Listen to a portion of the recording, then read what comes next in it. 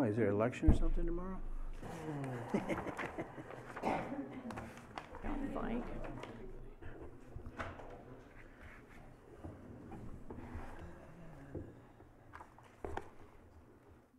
Right, 7 o'clock time now for the work session call by City Council meeting library. All is to the podium and there. I call to order this Grand Haven City Council special work session. It's November 5th. Gosh, the year is winding down. Linda, would you call the roll, please? Vanessa? Here. Kruger? Here. Scott? Here. Fritz? Here. McKalen? Here. And our presentation on our work session this evening will be our 17-18 audit. So we're going to ask Jason Mitchell from Vredeveld Hefner to please come up and let us know what he found in this year's annual audit. Well, first of all, thank you again for choosing us as your auditing firm. It's our pleasure to be of service to the city. You'll have the City of Grand Haven financial statements in draft format. Results of the audit was very good again this year. There are two reports that are included in the audited financial statements. One is the independent auditor's report, and it says in here that our opinion on the financial statements are presented fairly in all material respects. That is considered a clean or an unmodified opinion, which is the highest level of assurance that we can give as auditors.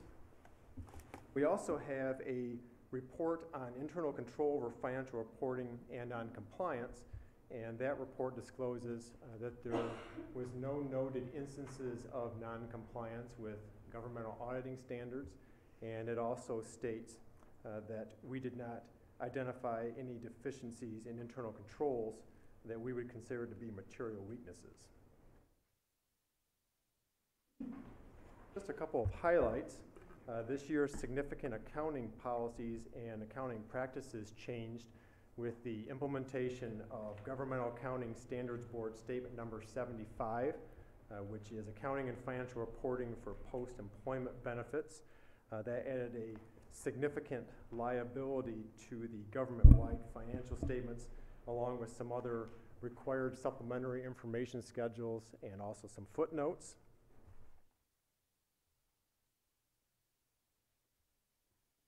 General fund had an ending fund balance for the year of approximately $4.9 million, which is an increase of about $459,000.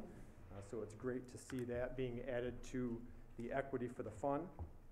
There is a new major fund this year, the Public Improvement Fund. It was non-major last year and got reclassified as major this year, which doesn't have any significant accounting or auditing implications other than the presentation of that fund in the financial statements.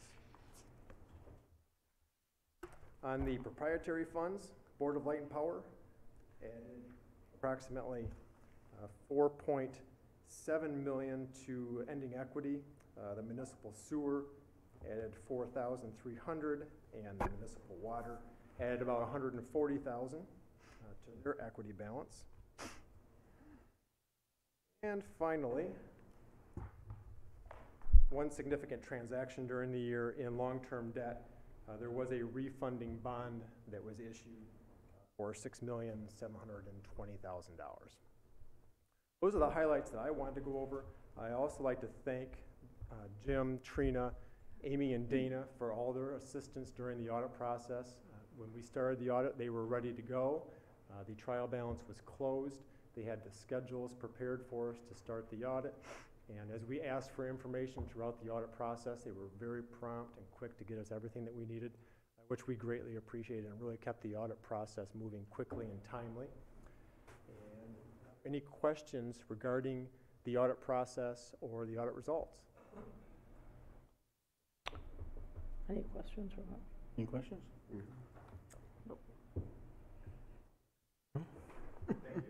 Oh, Pat has one. Pat has a question. I don't want to let him off this easy. Yeah, it's They're 5 minutes. We got to do A lot something. of time and effort into Yeah. this, but you have conducted audits as well as other component units of the city that will be presented in the coming weeks. We have finished our audits of NOWS, the water system, the Grand Haven Spring Lake Sewer Authority, and Harbor Transit. And all three of those audits, as well as the city audit, are what we would consider to be clean audits or clean opinions. All those opinions are unmodified.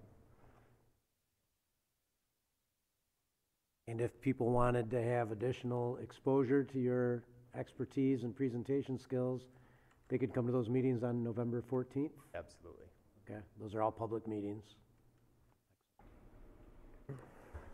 I got one for you. What is your, you said unmodified opinion. What's the percentage of municipalities that receive such an austere statement? The opposite of an unmodified opinion would be a qualified opinion. Okay. And if there's something in the audit report that we cannot resolve through journal entries or through normal accounting practices during the audit process, we may have to qualify our opinion. For example, if audit documentation just simply is not available for our review, we may have to qualify our opinion. It is extremely rare that we would have to issue a qualified opinion. Okay. So when the audit process itself is that is just the information that we give to you and you evaluate it and do test runs on various aspects of can you run us through kind of a little bit of what you do down there in the basement for a couple of weeks at a time? Down in the garden We center? came down and visited us today too. So we get the trial balance from finance, and they have already closed the year end. They've booked all the adjusting entries to get the books and records on a full accrual basis or on a modified accrual basis as appropriate. And we start from that trial balance, and we go through and we audit the balance sheet substantively. So we're looking at all the assets, all the liabilities that are over a certain dollar threshold that we have set based on the finances of the city each year. So we calculate out a materiality threshold, and that is our testing scope throughout the audit process. As we're going through reviewing each of those assets and liability accounts, we ask questions of management. We're substantively testing the details to make sure that they're appropriate, that things are recorded in the proper amounts, in the proper accounts, at the proper value. And we also look at revenues and expenses, primarily on a ratio analysis, where we're looking at significant fluctuations in revenues and expenses from one year to the next. We're also comparing the revenues and expenses to the council-approved budget, the final amended budget for the year, as well as the original adopted budget at the beginning of the year. That's kind of the overall process that we go through of looking at the finances and each of the individual. Well, I, for one, am very pleased that our finance department is in such a high standards. I rate them as being one of the best around. I don't know how you rate them, but I know that I do myself. I think they do such a fantastic job at getting the information that we need and go forward with all the time for us as we work as a council.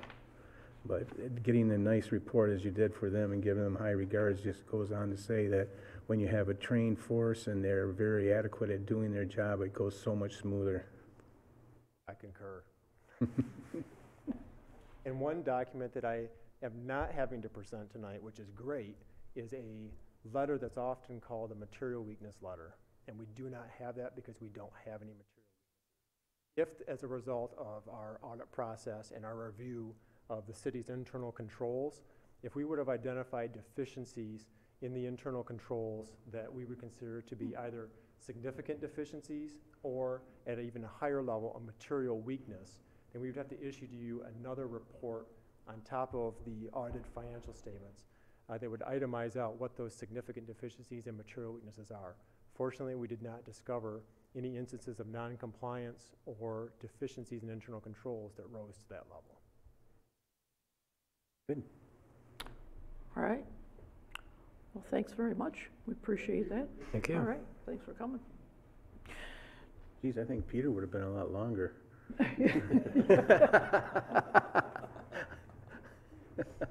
I don't, Jim, you want to have any comment or about the process, or I'm going to put you on the spot here, and then I'm going to see if Pat wants to fill in with some of our other items. You're okay. Okay.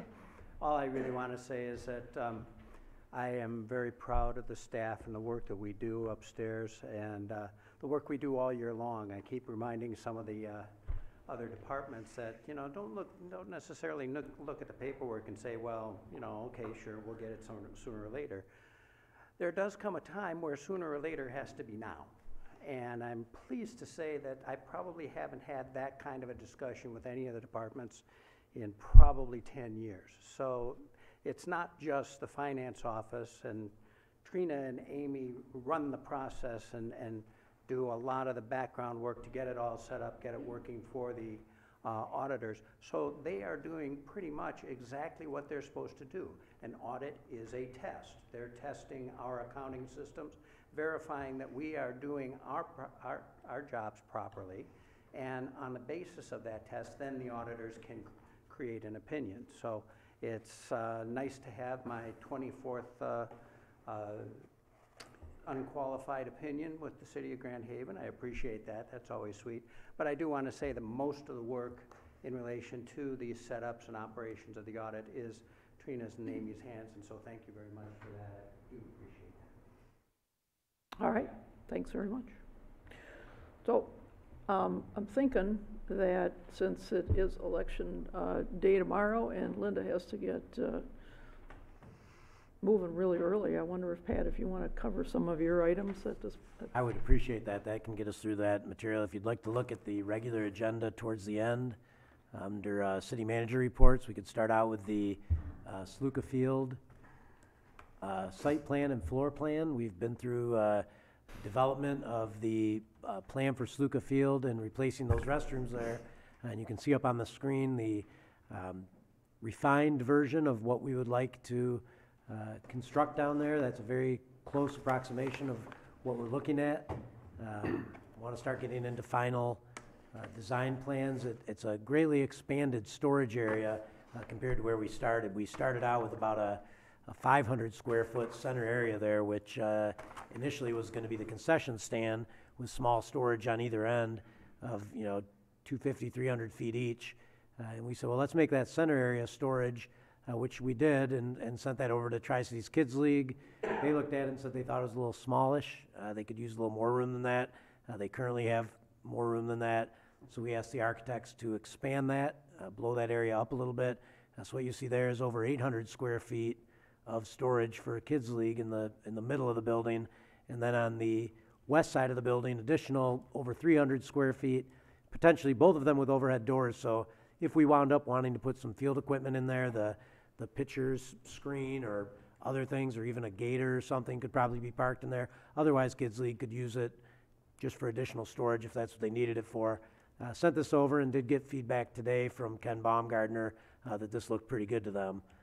So we're pretty confident this will hit everything we're looking to do. I really like this versus the initial. You might recall that when we put in the grant application, we were just looking at a square building, but we just wanted to start out with an envelope and get some ballpark pricing. The square building was unimaginative and lacked any kind of character at all. This gives you a little bit of definition to the backstop feel, kind of gives you a grandstand. There's a nice elevation. Thanks, Ashley. The top one is if you're on the ball field looking at the building. There's some area up there where people could go up there in wheelchairs and be able to see the ball game. We'd have small bleachers in front of that we could arrange in kind of a grandstand pattern to give it a ballpark feel. And then the other side where you see the Sluka Field name on the building, that would be facing Waverly, with windows on the concession stand, both on the parking lot side and on the edge.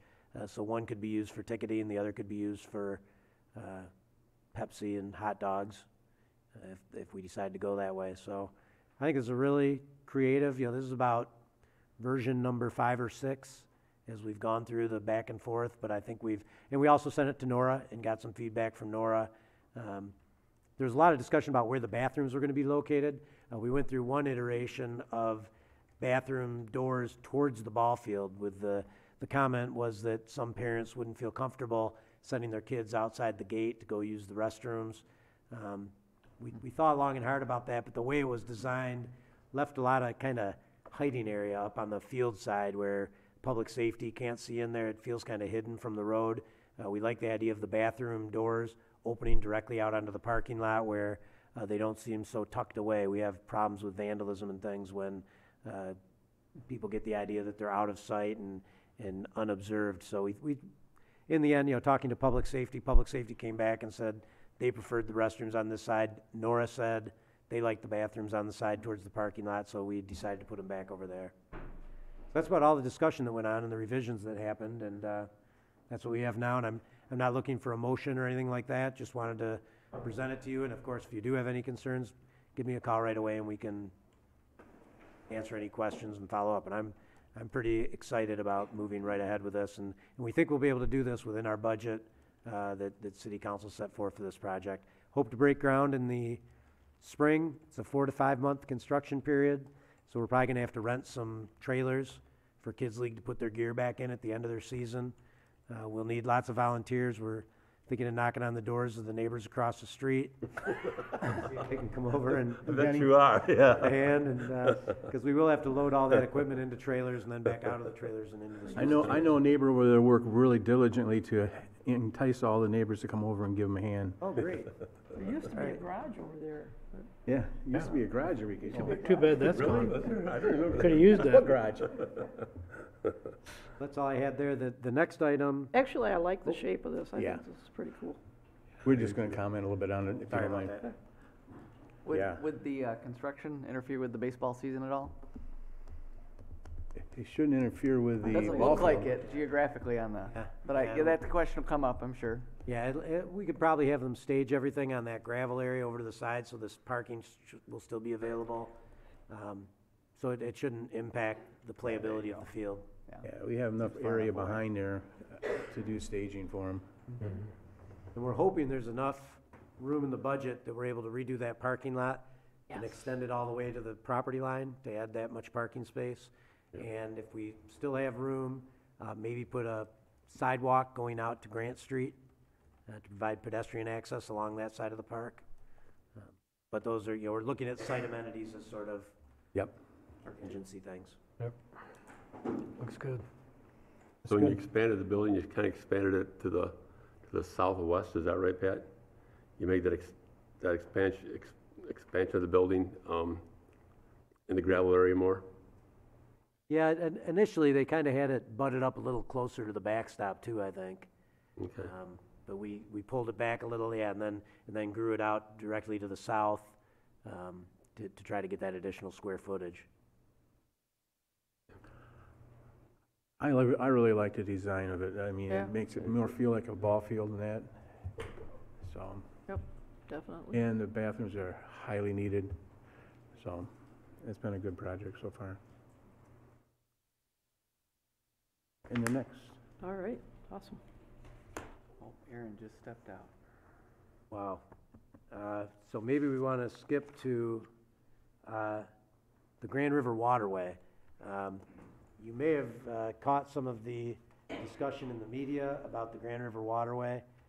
There are some interests in West Michigan that are looking at dredging the waterway and possibly opening it up to boat traffic from Grand Rapids out to Grand Haven. Nobody in the Tri-Cities area that I know of has been contacted or presented with any of those ideas. It does create some concern for us for a number of reasons. First off, the whole dredging aspect, there's unknown contaminants in the riverbed between us and Grand Rapids. We know that only recently we found out about PFAS in our drinking water. It's the first we've ever known of it. 3 years ago, we never heard of the acronym, and today we're very alarmed and tracking it very carefully. What other types of constituents have been placed in that riverbed over the last 100 years, and if you start digging down 4 or 5 feet, what might you dredge up and cut loose into the water? So we'd want to have considerable additional study done on that. The general idea of the way it's been presented, I read the study, that there's a certain cost to dredging the river between here and Grand Rapids, and that's likely pretty accurate. What I don't think they've looked at is the permanent ongoing cost. What we have a very good handle on locally is the amount of work it takes just to keep our mile of channel dredged for commercial use is a considerable undertaking. You've got a lot of staff time. I spend a lot of time on the Harbor User Task Force. Our Chamber of Commerce spends an awful lot of time. We've been to Cincinnati, Detroit, Ann Arbor, to meetings, to lobby, to advocate for getting that dredging done. It's a constant discussion about what we do with our dredge spoils. We're fortunate to have Verplank site, and they allow us to bring our leaves over there and bring our dredgings over there, and they're mixed up, and they sell that topsoil. This has been a very labor-intensive, long-term effort. It's a permanent bureaucracy, if you want to call it that, of private people, 2 different federal agencies, several local units. We're involved with all of our neighbors, the Chamber of Commerce, and we're working on it all the time. It never ends. We're always looking a year or 2 into the future, trying to lobby for funding, and we live in fear of losing that funding. If we lose that funding, we have to find a way to do it locally. I don't believe that the local units between here and Grand Rapids have really had a full exploration of what that takes. And once you dredge it and people invest in boat-related enjoyment of the river, they're all going to lobby pretty heavily at their local township halls to keep it dredged. And I'm not sure that that's been fully looked at. I think they really need to consider that permanent bureaucracy. It's an infrastructure that's got to be put into place and maintained every year. There's got to be a budget, probably staffing, and it's not part of the report. You also look at the flood capacity and the issues we have with flooding up and down the river, and how does this different type of river change that dynamic? And it's not covered in the study at all. The study that's been done and has a lot of people excited and very enthusiastic and optimistic, I think that's great, but it's just what it does for the economy, what it does for the property owners, how much it inflates their value, and how many dollars might be spent by boaters who want to come up and down this river. That's just some of the dredging impacts. The probably more serious ones for us in Grand Haven have to do with congestion. We currently struggle with how often that bridge opens in the summertime. We're trying to restrict that and cause fewer openings because it really, some might have noticed, it backs up traffic a little bit in town in the summertime when that bridge goes up. If you can imagine multiplying that number of interruptions by 10 or 20, we don't know how many taller boats will be placed upriver. Right now, however many boats are placed upriver, it's limited by how far up it gets dredged for recreational boating. But if you open it up all the way to Grand Rapids, how many hundreds more boats that are too tall are going to be coming down and making us open that bridge? So do we want to build a fixed span bridge before we start dredging that river? It's worth exploring and talking about. The other congestion concern, I spoke with our harbor master, Chief Hawk, about just general congestion in the river. If you look out there on a Saturday afternoon when it's very busy, I would argue it's near capacity. And when you get a freighter coming in that kind of traffic, it's hectic. Imagine adding, I don't know how many thousands of boats to that. You know, you're building a highway to nowhere. We don't have the boating infrastructure here ready to take that kind of volume. And given the fact that Grand Rapids is looking to restore the rapids, people aren't going to be motoring up to get to Grand Rapids to tie off in front of DeVos Place. They're not going to have those kinds of boating facilities there. It's going to be a lot of one-way traffic. People building marinas upriver and wanting to get out to the big lake, and they're going to all need to come through our harbor. And do we have the needed capacity to get those boats in and out of here? Not to mention the possibility of all those boats being out on the big lake. A big storm comes in, they all come flying upriver to try to find safe harbor, and we've only got, so many available slips. And if there's thousands upon thousands, there's a lot that needs to be looked at before we get way ahead of this thing and actually start funding it and start digging up the riverbed. And it looks like there's kind of a rush to make that happen. So I wanted to present that to the city council. I don't want to go out with this inquisitive nature, questioning. If city council wants to tell me that we're all for it and let's do it, let's dredge the river, or if you'd rather be a little more cautious in our approach. And I have checked with all of our neighbors. Nobody's heard a word from any of these planners that are putting this big plan together. Who's initiating this, Pat? Who's the big push behind this? It's a group called the Grand River Waterway. The private? I believe it probably is represented by real estate interests, I have no idea. economic tourism interests. Okay. By them altering the river up there and the river flow, it's gonna actually have a more, if they did a study and finding what the flow techniques is when they flatten it out and get the rapids back and not have the dams and everything else to slow it down.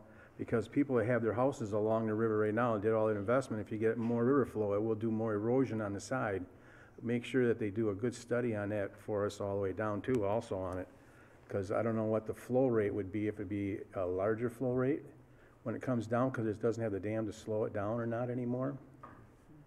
It'd be a big concern, because the river itself is a clay-based bottom, and that's why it looks so muddy all the time. And if you start digging, and you're absolutely correct, Pat, and you start digging into it, Grand Rapids is highly industrial along there. You don't know what they dumped in the previous years. I know what has happened during my lifetime on our short section here, with the tannery and everybody else that's been out there, Challenge Porcelain and who knows else along the river here.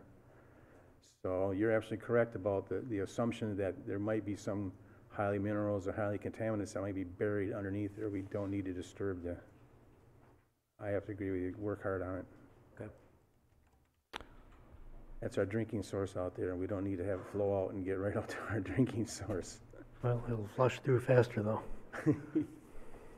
But I didn't want to go out and start asking a lot of questions and stirring things up, no pun intended, but I think we need to adequately represent our interests down here, where all that stuff ends up, including, I don't know, between here and Grand Rapids, what is it, 20, 30 miles of riverfront, how many slips could that be if people all get permitted? Because that's what their presumption on the real estate valuation that they've done is assuming there's marinas put in all the way up the river that people can use.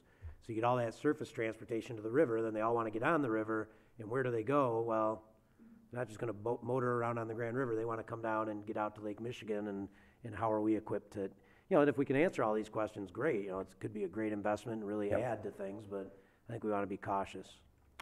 Well, besides, in the wintertime, I hope you get your docks in before the ice packs and the ice flows and that clog up the river, that got to be blown, so I'd watch my dock. Well, then they all wash up on our beach and we sell them back to them. Hey, look what we found. Okay. So it's, Do we have time to, we probably don't have time to cover the catwalk unless you want me to do that really quick. 2 minutes. 2 minutes. Okay, well, I don't know if Erin made it back. Yep, She she did.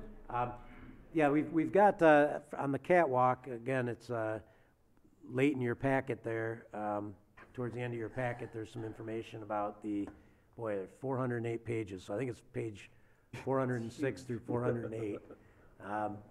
The contractor that's working with us came back and had two major adjustments. Wanted to coat the catwalk with the zinc-based coating product that would add cathodic protection, that the deterioration occurs in the zinc rather than go after the steel. So it really protects it for the long term. Also, they want to do a complete sealed weld of the whole thing. And you might remember some time ago, we showed you, we showed you these members that are actual steel pieces that are the same size, the same steel thickness as what we're proposing. And it's not going to be white. They just use white. I think it's all the paint they had. But it's got the sealed weld on there. It really seals that together. This is actually two pieces of steel. And the way we spec'd it, had a rivet through there, two pieces of steel. The water can get in there and deteriorate over time. We thought that the sealed weld was a better way to go, and cathodic protection was a better way to go. If you want to pass that around, I want people to hold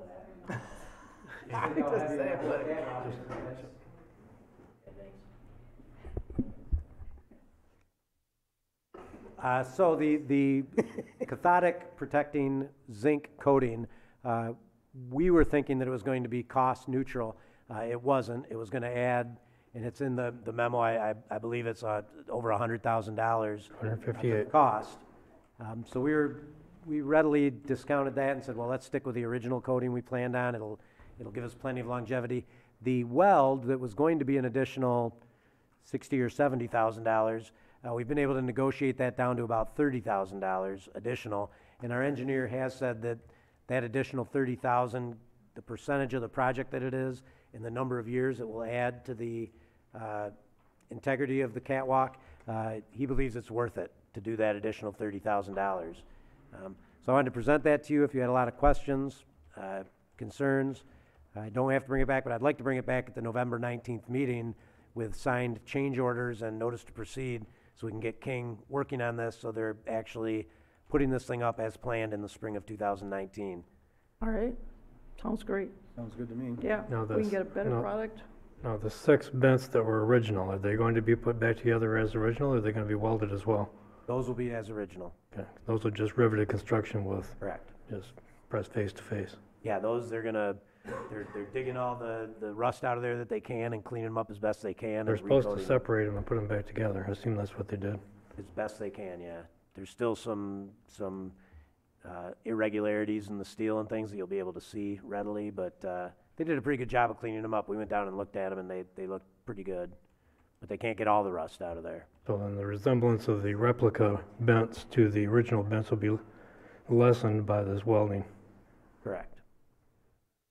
Which is And why, then the rivet heads are just for show, they're just dots of metal welded to the face of the metal? yes. Yes. And we decided to go with the unfinished rivet. The one I passed around has the weld kind of ground off there, so it's nice and smooth. But we thought it'd be better and it'd look more authentic if we left the weld ripple in there. We don't think it takes anything away from the integrity of it. I think having that articulation between the angles is probably worth having, even if it's, this is a replica, but it still resembles 2 angles instead of the one you're passing around. Okay. Mayor, would you like a new gavel? No, they pass. I've seen it. You guys want to see it?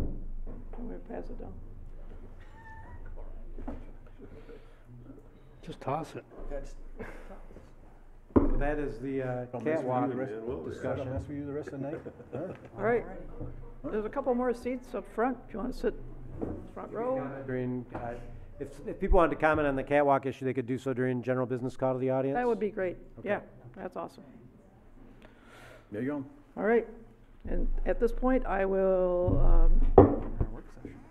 cut off our work session and call to order our Grand Haven City Council meeting. And if Linda, you want to call the roll for the meeting. Manetza, Here. Bruger, Here. Scott, Here?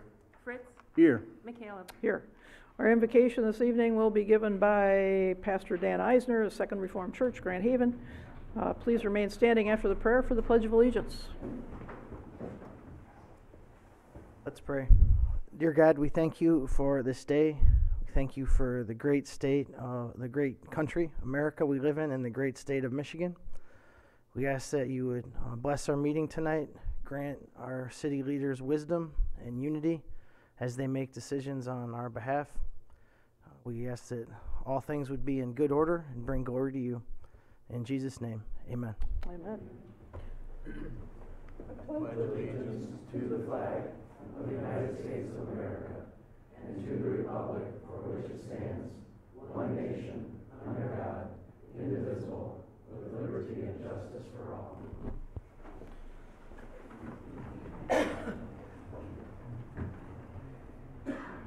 Thanks, Dan.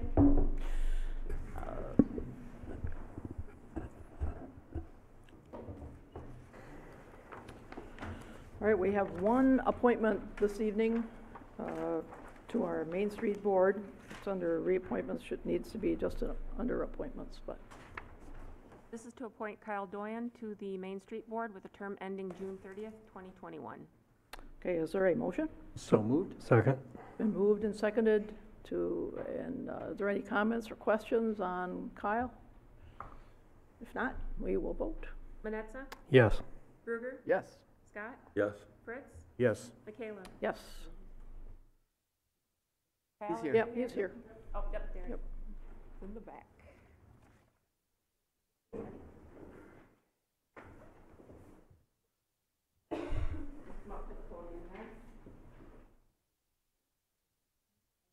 Both, you just raise your right hand and say Sounds good. Okay. Is there a reappointment? I, Kyle Doyen, do solemnly swear that I will support the Constitution of the United States and the Constitution of this state, and that I will faithfully discharge the duties of the office of Main Street Board in and for the City of Grand Haven, County of Ottawa, and State of Michigan, according to the best of my ability. I do.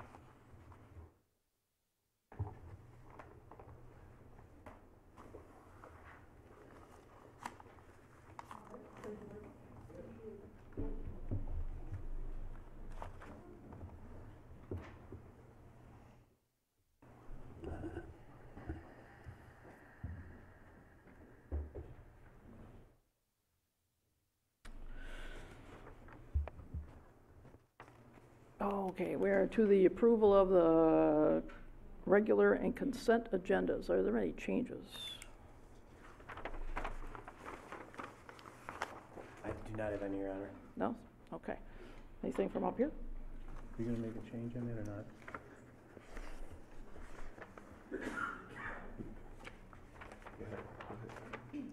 On the, under new business, instead of on the consideration for, on A, instead of having all those little caveats in there, I'd like to have that changed to, let's see, how would I repeat that? Let's see, I wrote it down. Consideration by council of a resolution directing the Board of Light and Power to adhere to the provisions of Chapter 14 of the city charter and regarding to the making of contracts on behalf of the city. I'd like to make that change. A thought was that if there were going to be changes, we could get to that resolution, we could discuss it. I did have a discussion with the city attorney today. I could explain that, and then maybe if you wanted to modify the resolution at that time, Okay. that way you could discuss it and get into the reasons why that thought process came about. Okay. Okay. I'll leave it as is for now then. And I'd like to comment that ordinarily we give deference, as spelled out in the charter, to the wishes of two council members who want to put something in the agenda. I will comment that I think that both A and B are ill-timed and not well thought out, and that I'll be voting against the agenda if they remain on it.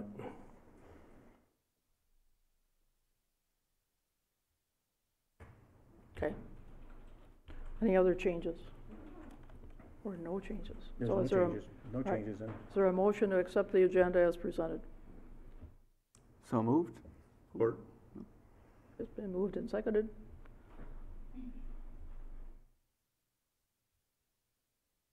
All right, we're ready to vote. Bruegger, Yes. Scott, yes. Fritz, Yes. Manetza, No. McCallum. Yes. So general business call of the audience. So if anybody would like to address council at this time, just come on up to the microphone, tell us who you are, and state your business.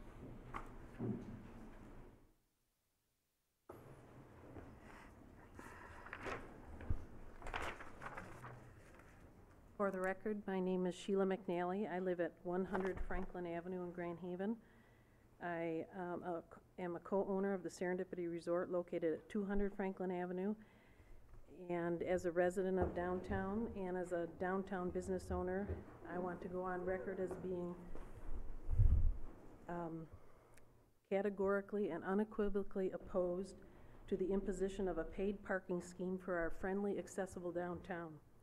And I am further specifically opposed to any associated plan to erect a pay-for-parking structure that I myself, many of my neighbors, and many of the merchants I have spoken with view as unnecessary, unsightly, fiscally irresponsible, ungreen, and wholly incompatible with our historic downtown and its adjacent neighborhoods. If anyone wants to talk more about this, I make myself available anytime at the Serendipity Resort. Thank you. All right, thank you. Nancy Palma, 108 Franklin Avenue. I want to start by saying that I'm really thankful that the city council meetings are posted in their entirety on YouTube, as I could play over the October 15th meeting and get each member's input into the parking situation and the idea of a parking structure right in beautiful downtown Grand Haven. I was encouraged that I heard several voices of reason during the discussion over the cost of such a venture. With that in mind, I read over the 2017 parking study by Wade Trim that was done for the city to assess parking needs current and future. One of the things that stood out to me when I read over the short-term recommendations was a quote from the National Main Street Center. Quote, "There are plenty of spaces. The issue is nearly always mismanagement of the parking that already exists." The Wade Trim study seemed to agree with this statement as they gave both short-term and long-term recommendations to address any parking insufficiencies. Many of the short-term recommendations have been accomplished, but we need to follow through on the others. Harbor Transit Trolley having a hop-on, hop-off service, a remote shuttle for downtown like the Beach Express, and to streamline the inefficient small lots into one larger one, creating a more efficient layout of parking spaces. I hope the City Council will give heed to more of these cost-effective recommendations given by the firm that was paid for their expertise in such matters. They're all very doable, and some enhancing of system already in place, and others that would improve on what exists. Thank you for desiring to keep Grand Haven the place of beauty it is, and committing to keeping it environmentally friendly. Thank you. All right, thank you. I'm Kathy McNally. I'm Sheila's sister. I live at 100 Franklin. I might not look like it, but I'm something of an expert on parking in Grand Haven because I sit on my porch all summer and I watch it. I can tell you, and I think probably most of the people here know, that some days there are just never going to be enough parking places, and most days there's plenty of parking. So the few days that we, regardless of how much we build up, we will not have enough parking for, we just have to live through those days and deal with them. I had 3 points I want to make in opposition to a paid parking scheme downtown, which I think is a really big mistake and will hurt our friends, the merchants, and also in opposition to a parking structure which I think is unnecessary and unwarranted and fiscally irresponsible, not to mention an architectural travesty. What I would like to say is, anyone who tells us they're going to build a downtown hotel in Grand Haven is selling us a bill of goods.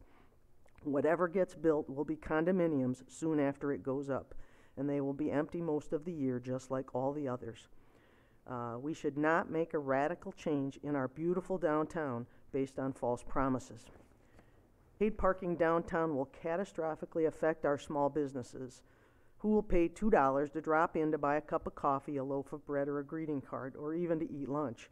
Just the idea of paid parking makes shoppers more likely to go elsewhere. These merchants are our friends, and their businesses are important to our quality of life. Paid parking is a bad idea. And then the last point I would really like to make is, whatever decision you make regarding paid parking in a parking structure, I ask as a matter of fairness that you make it out in the open, not in the proverbial smoke-filled room. We've had a tough time getting information about this process and feel the pros and the cons should be thoroughly vetted before any decision is made. There will be lots of losers, and I will rank among them, because this structure, if it goes up where it's planned, will be directly across from my beautifully restored Victorian house.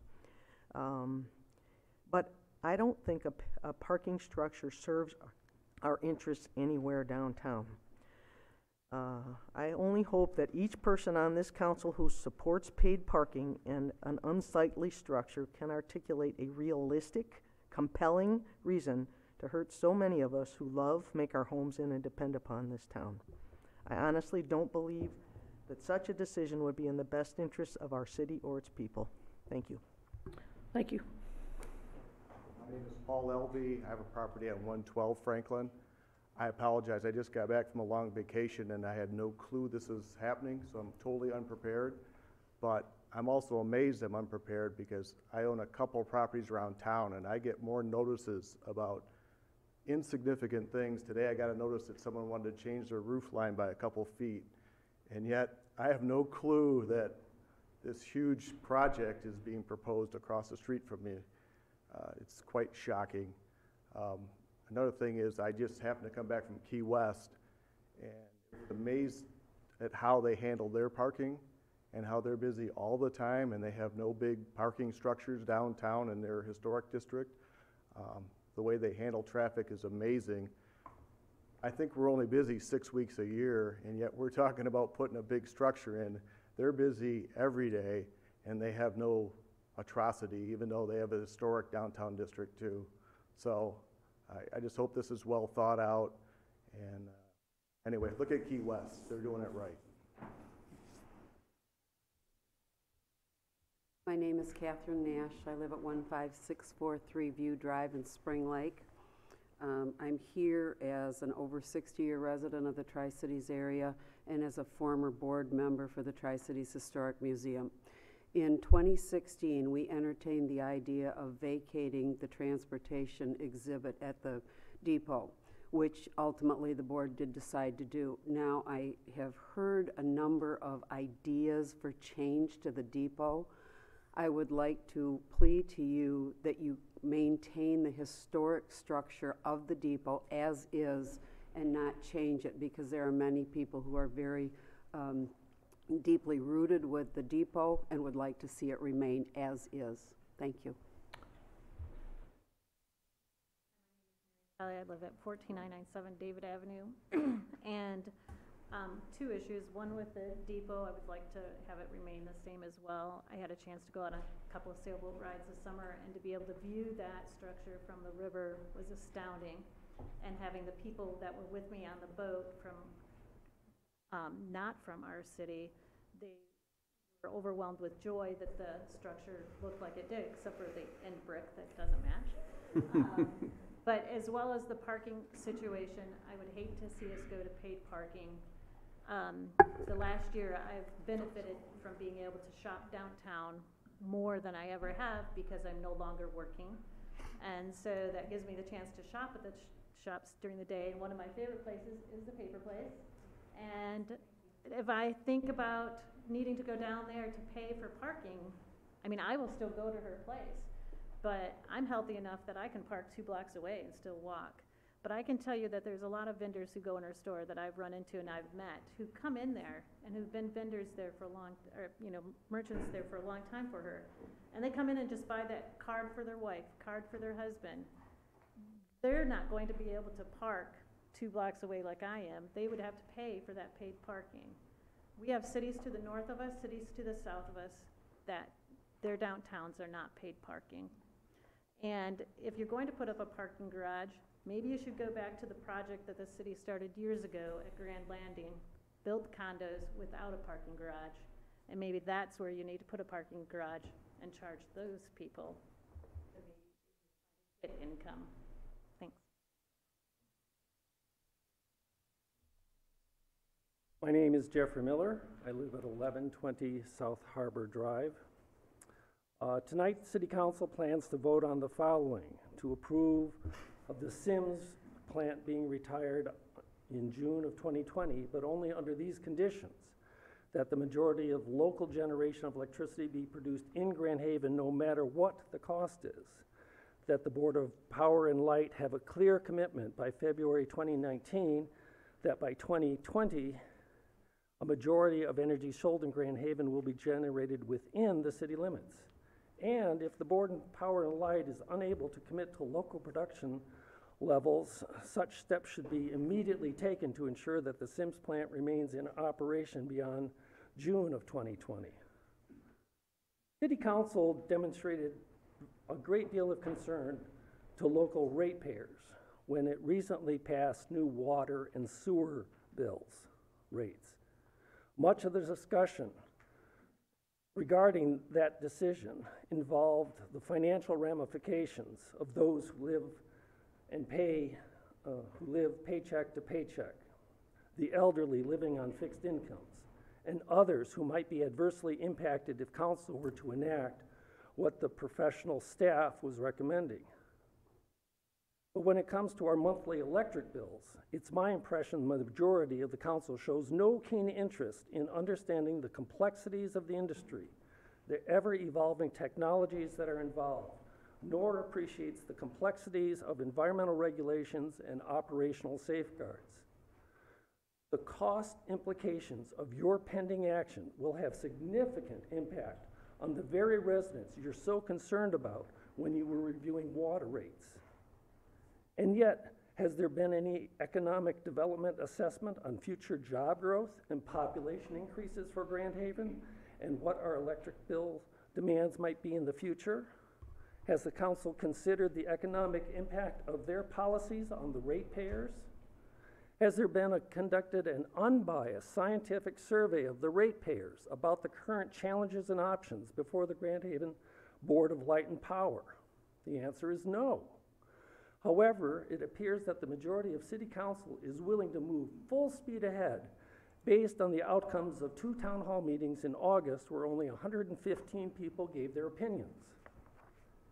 It cannot be emphasized enough that the results of the town hall questionnaire was and is anecdotal at best. City Manager Pat McGinnis at the meetings stated that the survey was non-scientific and was designed just to generate more discussion. I attended the second meeting, and many people thought that the questions themselves were biased, sometimes confusing, and were written in such a way to elicit just a certain response. Those in attendance were assured that the survey results would not be used or presented as finding or facts. And yet here we are, ready for a decision using those biased results. And now, just recently, within the last hour, the first of 5 town hall meetings was held by the consulting firm hired by the Grand Haven Board of Light and Power to share information and solicit participant feedback regarding the closure of the Sims Power Plant. I cannot believe that City Council wants to move forward prior to the Board of Light and Power's public outreach efforts. In my opinion, City Council and the Board of Directors for the Board of Light and Power are talking past each other. Council is trying to micromanage the board when its involvement is intended to be limited to reviewing expenditures over $300,000 and long-term legal binding agreements. A fine example of that would be with the recent approval of renewable energy purchases to keep Grand Haven in compliance with state-mandated renewable energy thresholds. And for the Board of Light and Power, while not making decisions in a timeline that Council is used to, they are in fact doing their professional due diligence. What you are trying to do here tonight is trying to make a decision without all of the information, and that usually turns out badly. Wait for the Board of Light and Power to conclude their outreach efforts. Allow the board to meet with at their November board meeting this Thursday. Let the 2 subcommittees continue to converse and convene. Conduct a joint, reliable public opinion that is unbiased. Read the full report by the engineering firm of Burns and McDonald. There is much more to research and discuss before any action should be taken. Thank you very much. Thank you.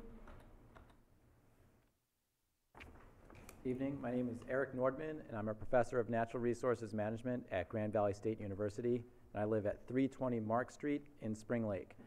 I'm not a ratepayer of the BLP, but I am a stakeholder. I can see this smokestack from my living room window, and when my son was young, we would drive around the state, and every time we saw a smokestack, he would point and say, "Oh, look, it's Grand Haven." And we have to tell him, no, that's another community's smokestack. But in his young mind, the thing that really stood out about Grand Haven wasn't the beach, it wasn't the lighthouse, it was the smokestack of the Sims Power Plant. And I echo the gentleman that preceded me, his concerns about the economic impact of the siting restrictions that are proposed in tonight's minutes. It sounds like it basically limits the options to a natural gas plant at Harbor Island by siting the majority of electricity generation within the city limits. And that seems to run counter to the Board of Light and Power's strategic plan, which includes goals of portfolio diversification and economic and sustainable sources. Many businesses are coming to Michigan and are looking for renewable energy. For example, Switch, came to the Grand Rapids area on the condition that Consumers Energy could provide 100% renewable energy sources. Consumers Energy was able to do that, but I think more companies are going to be looking for those kind of commitments, and I would recommend that Grand Haven be able to meet that, those commitments. General Motors has a 100% global facilities commitment. Its global facilities will run on renewable energy by 2050, and that's going to also trickle down to its parts suppliers, most likely, many of which are here in Grand Haven. So I would caution the community from locking into a gas plant that could prevent economic development challenges in the future. Keep an open mind, diversify the portfolio, and consider sites and sources that are outside the city boundaries. Thanks. All righty, thank you.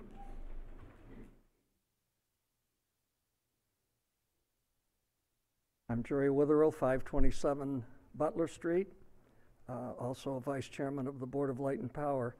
I am here simply to deliver hard copy of a response to the resolutions that are going to be presented tonight.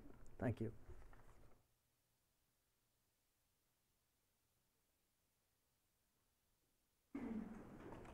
Thank you, Jerry.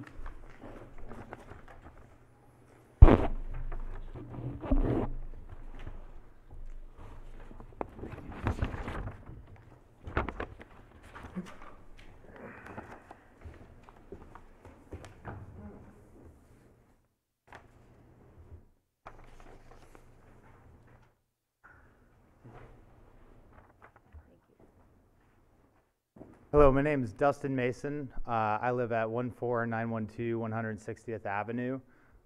Candidly, this is my first city council meeting. I'm here actually to just support a proposal for the consent agenda for Voyage Juice Co. And I wasn't sure if I should speak now or if you prefer that I wait. Go right ahead. Subject. Okay, great. Because it's a consent agenda item, so. I'm sorry? It's a consent agenda item, so if you're. Okay, great. Good Well, spot. so I'm a co-owner of Voyage Juice Company. This is our first year in operation. I am in partnership with my girlfriend, Christina Schlack. And I just want to hand you guys some material first, just to give you an idea. And I apologize, I only printed 3 if you don't mind sharing. Oh, here, you can read it, Daddy. Trying to conserve on paper. Basically, we currently rent the location for vending in the YMCA parking lot, or the Grand Haven Skate Park. We started in June this year, and we continued throughout the summer. We've had a really great summer as our first business. Built a good following on social media and received several high praises and accolades from the community.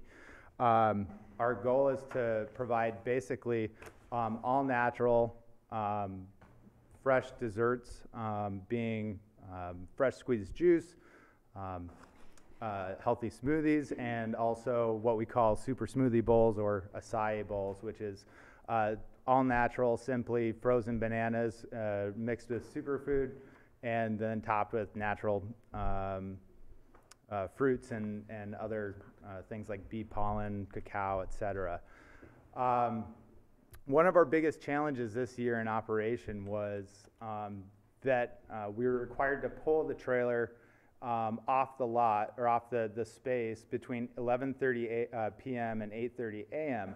Well, we were operating at least 5 days a week, and although the city erected a sign that said vendor parking only, we would arrive at the space often early in the morning, and someone would have missed the sign, and there's parking in that space.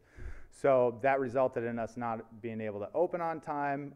We often had to interrupt the YMCA to request that they could either provide an announcement over the loudspeaker, or David Bordeaux, the interim director, would often go to every single classroom to find the person whose car it was and move it for us. So we owe him a lot of appreciation for that. So our proposal was, as you can see, that's what our trailer looks like in this space.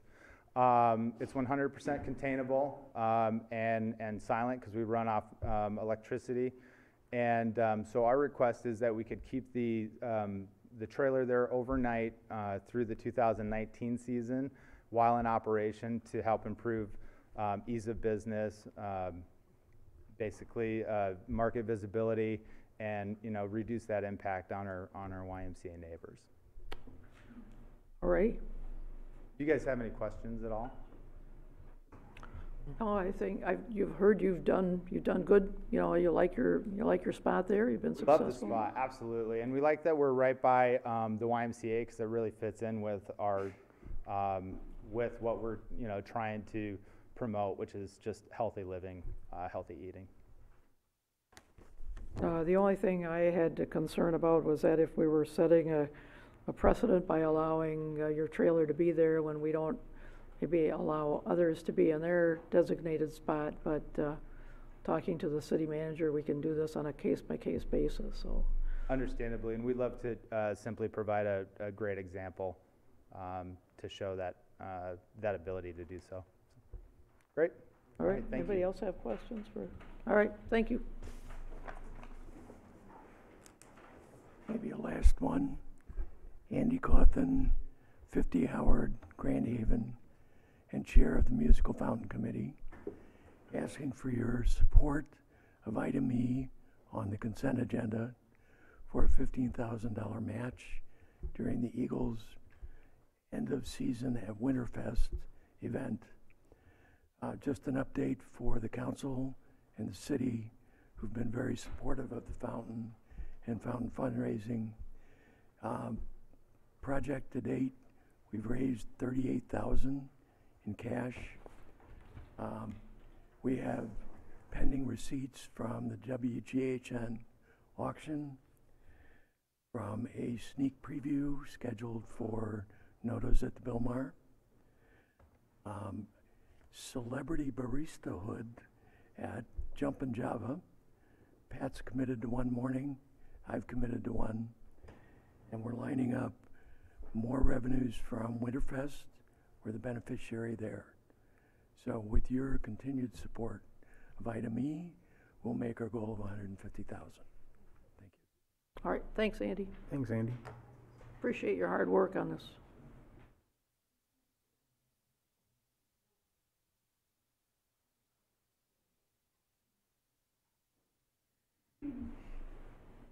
Good evening. My name is Erin Terrell. I live at 1010 Sheldon. I am the chair of the Save the Catwalk campaign. And I've got a few questions and some things to talk about as far as the new and revised plans for the future as far as the catwalk is concerned. I just want to bring a few things up to the table for consideration. One is when we started this originally. And I understand that the King Company was awarded this bid in 2016. The catwalk was removed in April of 2017. So we're a year and a half into this process. And one of my big concerns is that with all of the money that has been raised, we haven't had a lot of feedback as far as what's going on. I am unfortunately or fortunately in the position that a lot of people get to ask me questions about when she's going back up. And I have to keep answering, I'm not sure yet. And I want to have some answers to that. I understand that their plans are that it's going to be next spring, but from all that I have seen, and obviously, some members of council have also seen, that they're not necessarily so forthcoming with the information that needs to be given. Even in the latest iteration that I have read, even Chris Broussard from Wade Trim has said, well, this is a large picture assessment of this. We still are waiting for details. Well, we've been waiting for details.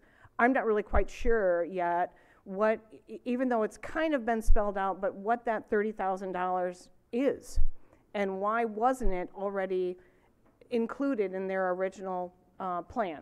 So how is it that we're now all of a sudden going to have to come up with additional funds for this when in their original proposal a lot of the coating, a lot of the welding and things like that were already included? So I'd like to have a little bit more information on what is happening so that not only myself, but the public is aware of where is this $1 million that we raised? How is this being spent? I'm understanding that it's going to be really tight now. So where is the maintenance that's going to happen as a result of this in the future that we were all counting on happening? So between now and April, my biggest question is, what else is going to come? Are there going to be more changes that are going to be ordered? Is this the end of it? And I'd like to see that there is a finality to this. And as the mayor and Pat and I went down last March, that's the last we've been able to see of any progress. We keep hearing things, but I'm not seeing anything. And that concerns me because we've got 5 months until April. And if all of this is going to happen next spring, so we're ready for next summer and we're ready for next Coast Guard, I want to be able to tangibly see the progress that they are promising that they're making. And that's about all I have to say about this. I just want to make sure that the last 4 years that we've already been working on this is coming to a head, and we're getting this done. So please continue to ask the right questions, and if we have to continue to ride herd on this, we're going to have to do that to get it done. So thank you very much. All right, thank you. Anyone else?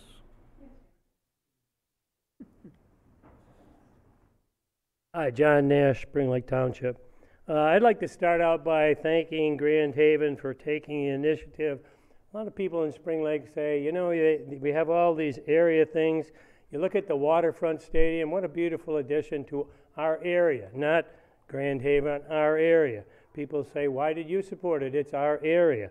You know, you look at the South Pier we just heard about and the catwalk, wonderful things for our area. And you look at the reimagination station that there was so much money raised and so many people helping with. All of these things are great, and I, as an area person, I very much appreciate it. A couple other topics. I just went to the BLP meeting. I just hope when the deliberations are for the SIMS future and the BLP future that the considerations of economics and engineering studies are very seriously considered. The next point would be what my wife said. I think the train depot is a beautiful thing, and it's really amazing because when you finish the waterfront stadium, my wife and I were there for the picnic, and I turned around and I really never seen the back of it because we always had bleachers and bathrooms and whatever, and it looked so great, and I thought, wow. And then you added the bathrooms and the concession, which I think is a great addition. I hope the building stays pretty much the way it is because it's a historic monument. Finally, I didn't even plan to talk about this, but here's Pat talking about getting more boats here.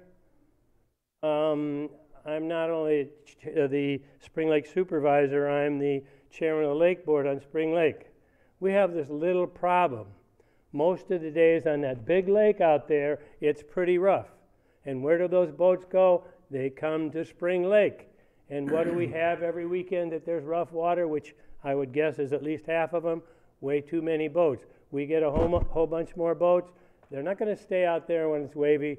They're going to congest Spring Lake more. So if you want some local support for no more boats, you got it. Oh, finally, please vote no on 1. Thank you. Thanks, John.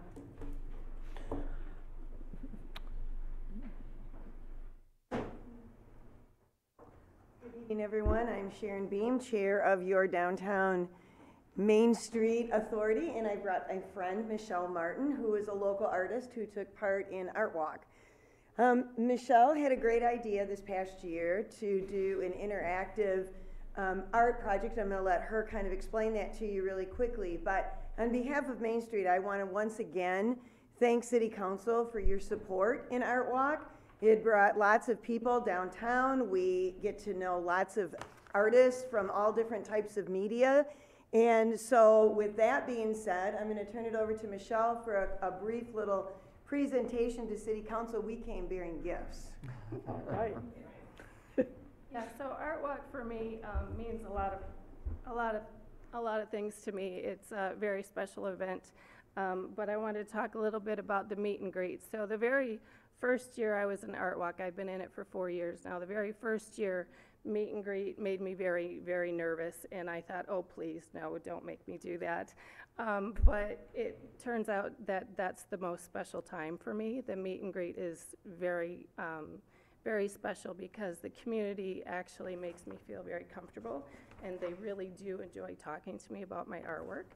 So each year I try and bring something special back to them, and I bring my tools with me, I bring pictures with me, I let them play with some of my stuff. And so this year I kind of wanted to be a little bit more bold, and I bought a big canvas, and I brought with some paints and some tools, and I wanted them to actually make something themselves, and I didn't know if it would work out, but it certainly did, and they came together and they made this for you. And I took it home and I finished it off, and I said, Sharon, this is pretty special, so we need to give it to someone. So this is the community project that we're presenting for you. All right, that's awesome.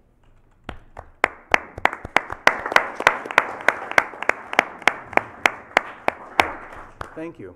Thank you so much. That's beautiful. I also want to be sure to thank Sean Sturzer, who is the chair of our subcommittee. And then I also would like to invite all of you, along with city staff and the community, Friday night, November 16th, for our light night. And again, I brought you gifts, so everyone who attends will receive a free reusable shopping bag, compliments of Grand Haven Main Street. All righty. I was just checking to make sure that it was framed in downtown Grand Haven, and it was.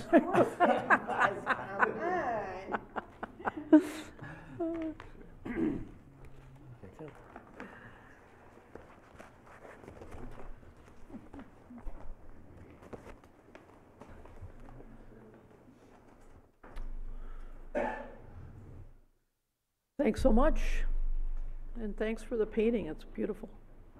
Anyone else? Hello, I'm Nancy O'Neill, and I live at 216 South 2nd Street. I teach a course in environmental studies, and coincidentally, last week we completed a section on livable cities. I often use Grand Haven as an example of a livable city. Walkability is a feature that makes a city livable. Walkable cities have attractive amenities usually within a quarter-mile walking distance. I think that if we have shuttles and buses or some type of public transport, we will not need to add parking structures. If you build a parking structure, the cars will come, but it makes it more difficult for pedestrians, and it seriously affects the look of a city and its appeal. People stop looking when they're walking if they see something that is ugly, like a blank wall or a blank storefront, and a parking garage deters pedestrians. Thank you. Thank you. Anybody else? I don't want to leave anybody out. Busy night. Okay, we will move along. Thanks for all your input. Always appreciate everybody that comes to council to speak their mind. And so now, well, I get on the right page, I'll be good. Linda, would you read? Oops, okay, we'll wait for those that are leaving to leave. Hold the bus.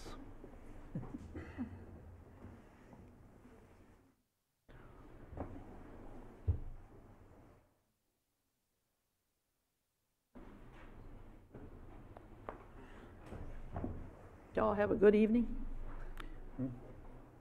And Linda, if you want to read the consent agenda.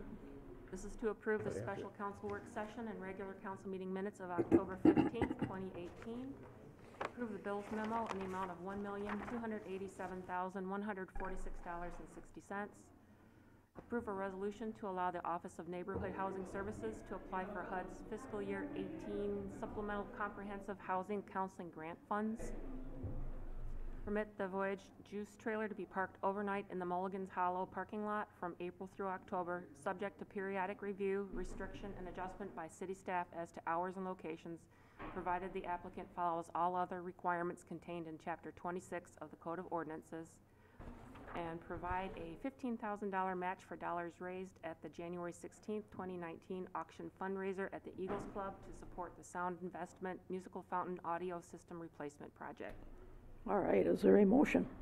So moved. Been moved and seconded. Any comments or questions, excuse me, on any, on any of the items on the consent agenda? You don't say. Two comments. I guess one might be paired as a question. Item D, the Voyage Juice trailer. I think it's a great idea to let them stay overnight. I have a slight concern that our fee structure doesn't adequately represent kind of this type of an accommodation. At base level, they are a business, and this makes them much more profitable to not have to pull the trailer out and in every night. It's something that's very convenient for them, and I do agree with the proprietor that it does make their job easier and it allows them to provide a better service. But I'd like to make sure that the fee structure as far as the city goes is representative of that, whether it's now or perhaps a review at the time of our fee review at the end of the annual budget time. Might be a good time to look back at that too. So that'd be number one. And then number two is on the $15,000 match, just for clarification, because every now and again we authorize funds from the Community Foundation to go toward various things. Is this $15,000 from the general fund in the city's budget, or is this from some grant source that we have and we're allocating it? I was proposing that this be dedicated from the city's musical fountain fund at the Community Foundation. That answers that question right there. All right, thank you very much. I guess I'd like to ask on the item D, and I guess I disagree with Josh that the fact that they would be there overnight, whether it increase their price, it's kind of like at tax time, they say, how much money do you have? Send it to us. I don't think that's the approach we should take. It's like, you're here for a business, and the fact that it works better for you if you stay overnight, unless it causes other problems, I don't really have a problem with that. My question is hours of operation. Is this going to give you an opportunity to extend hours of operation, or what is the limit on hours of operation? And maybe Pat could speak to that, or you folks could, because I don't want it to turn into a late night operation just because you're there. Any ideas on that? What are their hours of operation? If it's okay, you could maybe step back up to the microphone so the people at home can hear on WAWL. So right now, our hours of operation are 9 to 7. We would extend our hours of operation with that opportunity, but more likely to be open earlier, because we find that people, our target market tends to desire that type of product earlier in the morning. And then the latest we would probably extend that to would be somewhere between 8 and 9. We do increase business towards the latter part of the evening. We do, they are all natural, however, they are dessert products, so people tend to, have that type of appetite after dinner, et cetera. We are really not interested in being open any later than 8 or 9. We have a limited menu.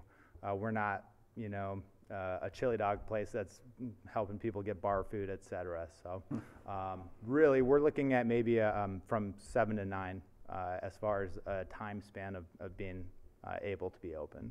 Okay, so you're not going to take advantage of this to be open until midnight? Correct. Okay. Yeah, 24/7. Yeah.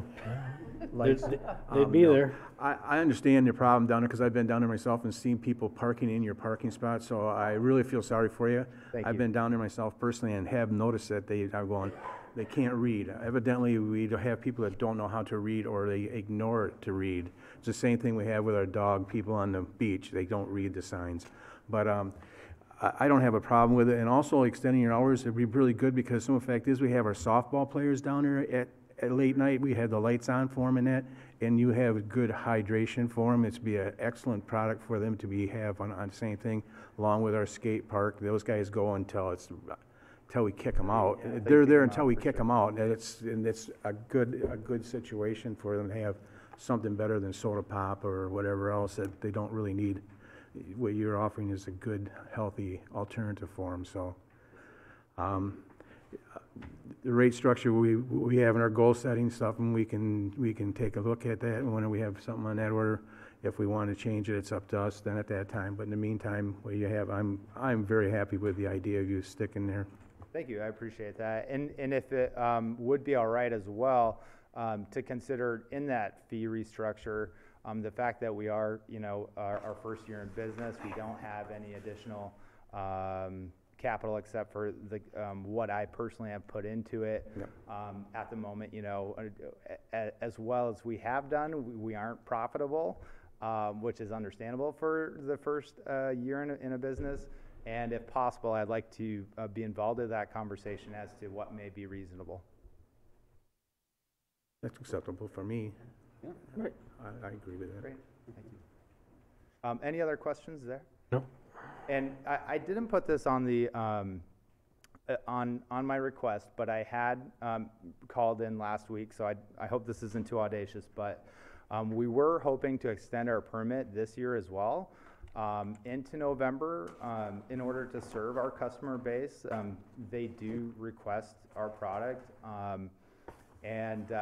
However, it would not be a daily thing. As the days get colder, we're looking at possibly maybe being open one day a week to help continue our customer base and that interest for the business.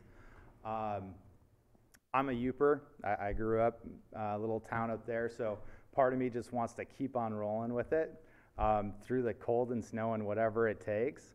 But I'd like to, at the same time, we're simply looking at what may work for now. So if I may request with the additional payment of the fee that we may extend that permit through November. Well, all that will be taken into consideration as we look at what the permitting says and what our regulations are, and we'll see. Understandable. All right. And I apologize for that last minute. Oh, that's all right. You can. Nothing ventured, nothing gained, right? Doesn't hurt to ask, but we'll see how it fits into the plan and because it is one, we do have to have some sort of parameters to work with, and Understandable. I mean, there is such a thing as you can go by, each individual case, but you can't take that to the nth degree, so we'll just have to kind of take a look and see how that works, so. I appreciate your consideration. Thank you. But yeah, give it a try. Yeah, it'd be easier to deal with those kinds of terms and changes if this weren't on the consent agenda. Yeah. We right. really don't have a lot of wiggle room here. Yep. No, that's the other thing. It's seemed like simple enough request in the beginning. All right. Did we vote on this? I'm totally lost. Not yet. Okay. No. All right. I Still guess the we're ready consent to agenda. vote then. Scott? Yes. Fritz? Yes. Manetza? Yes. Ruger? Yes. Michaela? Yes. Okay. All right. I couldn't remember if that was an afterthought or not. All right. On to new business. First item under new business is to permit the Board of Light and Power to approve contracts for operational and capital need without approval by the City Council, except contracts specifically requiring City Council approval under the provisions of the City Charter, and contracts for the purchase of electricity generated outside of the city limits, and contracts for the purchase of goods or services in an amount exceeding $100,000. Is there a motion? So moved. And support. Been moved and seconded. And Pat, I'm gonna You said you had Sure. some. consult with Yeah, you that, as to. this was a request that came into place. It's on the agenda, so I did so. Talked over the weekend. The city attorney had a look at it. Just asked to make sure, that there weren't any contradictions or legal issues. he felt that this was a little bit problematic and perhaps because according to the city charter, all contracts need to be approved by the city council. And that's just not been past practice for some time. To say contracts, to make an exception for contracts specifically requiring council approval is contradictory. The way he put it, the exception swallows the rule, meaning that the exception really, well, does just that, contradicts the actual permission you're granting. So he felt it was better if the resolution simply stated that the resolution to permit the Board of Light and Power to just follow the charter, which requires city council approval of all contracts. Then going forward, if there were to be exceptions made to that, you could do that on an ongoing basis when you discover certain contracts that you don't feel you need to look at, rather than try to grant permission for all contracts except contracts of a certain type. So it seemed like it'd be a lot simpler too. And the resolution that Mike read earlier was what was in keeping with the attorney's recommendation on this. He thought it would remove that ambiguity or that problem. So I'd like to make a motion to change that to consideration by City Council of a resolution directing the Board of Light and Power to adhere to the provisions of Chapter 14 of the City Charter in regard to making of contracts on behalf of the city. So, so we need a motion to change the wording of item A. I'd like to make the motion. It's a motion. So moved.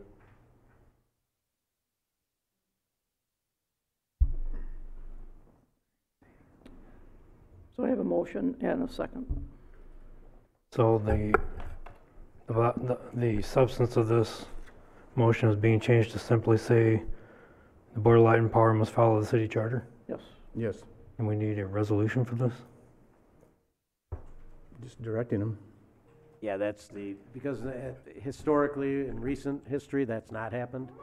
It's just become common practice, and the attorney advised us earlier that it's really up to city council to either require or not require that. So this would be a positive statement that you do want to review those contracts. And and considering the historical deference given to the BLP to run the business, we're now saying that we will see all their contract requests based on this, or we're going to still cherry pick and do certain ones? If city council approves this, then it would be all contracts. Oh. And I would work with the staff there to operationalize that to make it as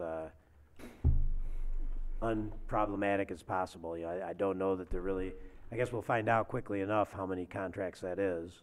Well, you can read their minutes and you can get a pretty good flavor for that. I assume that everyone here reads their minutes since they're in our packets. They basically are running a business, so they're dealing with contracts constantly. Just like you do. There's several on your agenda tonight. Yes. I just think it's interesting that we need a resolution to tell them to follow the charter. Right, because it hasn't, up to this point, we haven't actually asked them to do that. But at this point, we want to make that a pragmatic decision because we wouldn't have much grasp of most of their contracts. So either we're going to be rubber stamping their contracts or we're going to be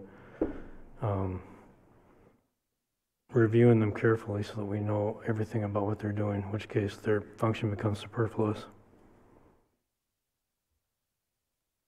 I think it's imperative that we look at where the deals that are being made and the powers that is being bought, the work that's being done. I think that to have that up front, to have a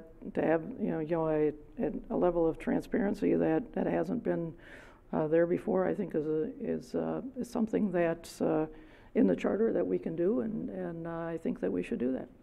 And I think they put that in the charter for a reason. And I think just to ignore that is crazy. I think we need to abide by what the charter says and attends. So I think we need to take a look at that, which we never did before.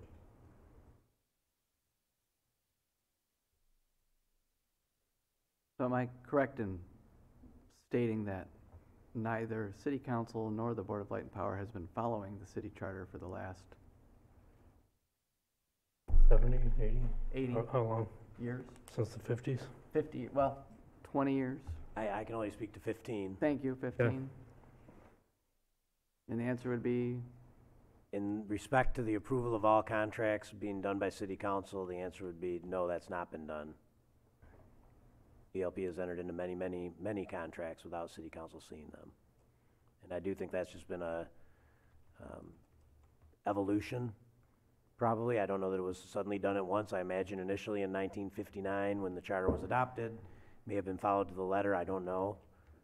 But over time, I think there, trust, compatibility, just led to a point where it just really wasn't necessary. I imagine without having read all the past city council meetings, there may have very well been an overt action by a city council saying, you don't need to bring us all these contracts unless it's more than 10 years, unless it's, there are some of the contracts they have brought us if they're greater than 10 years. And I believe if they're selling real estate, which doesn't really happen. No, but if they're acquiring real estate, we have no say in that, because that's also in the charter. Gray area. It's written there. Yeah, it says they can acquire real and personal property and dispose of personal property without city council involvement. All right, well. Contract. That's So the how is attorney it, said it's a gray how is it, area. how is it not a contract? Yeah, that's a good question. Okay, well, I think that in the interests of basically showing the BLP who's the boss, we're going to say, well, okay, now we're gonna look at all your business. And that's what we're doing here.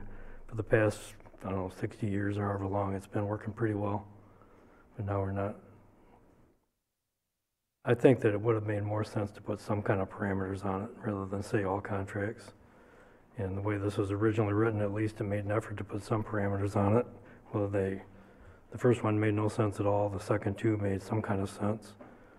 But now we're just simply saying, we're gonna look at all your contracts, unless we decide not to. So, I think this is unneeded, and I don't think it really builds very much trust between the bodies, and I don't think it's pretty counterproductive.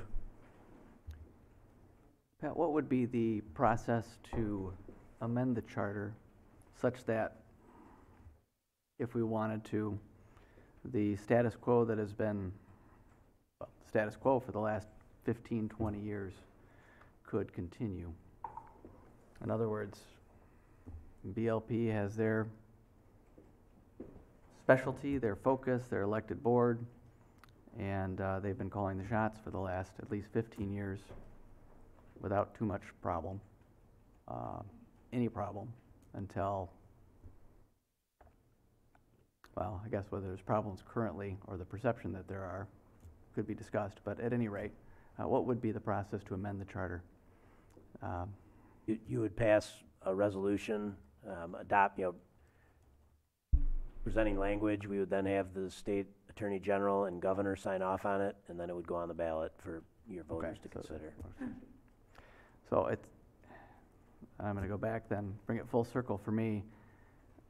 What we're asking to do with this resolution is we're directing the Board of Light and Power to do what the city charter requires of us already. I don't feel that we need to vote on that. I think we just need to call them up and say, hey, golly gee, guys, we haven't done it the right way. Let's do it the right way now. And maybe we need to look at amending the charter so that you guys have the freedom that you've had for the last 15 years, if the majority feels that way. But at any rate, for me personally, to have a resolution that states essentially follow what the city charter is, I don't think we need to have a resolution to do that.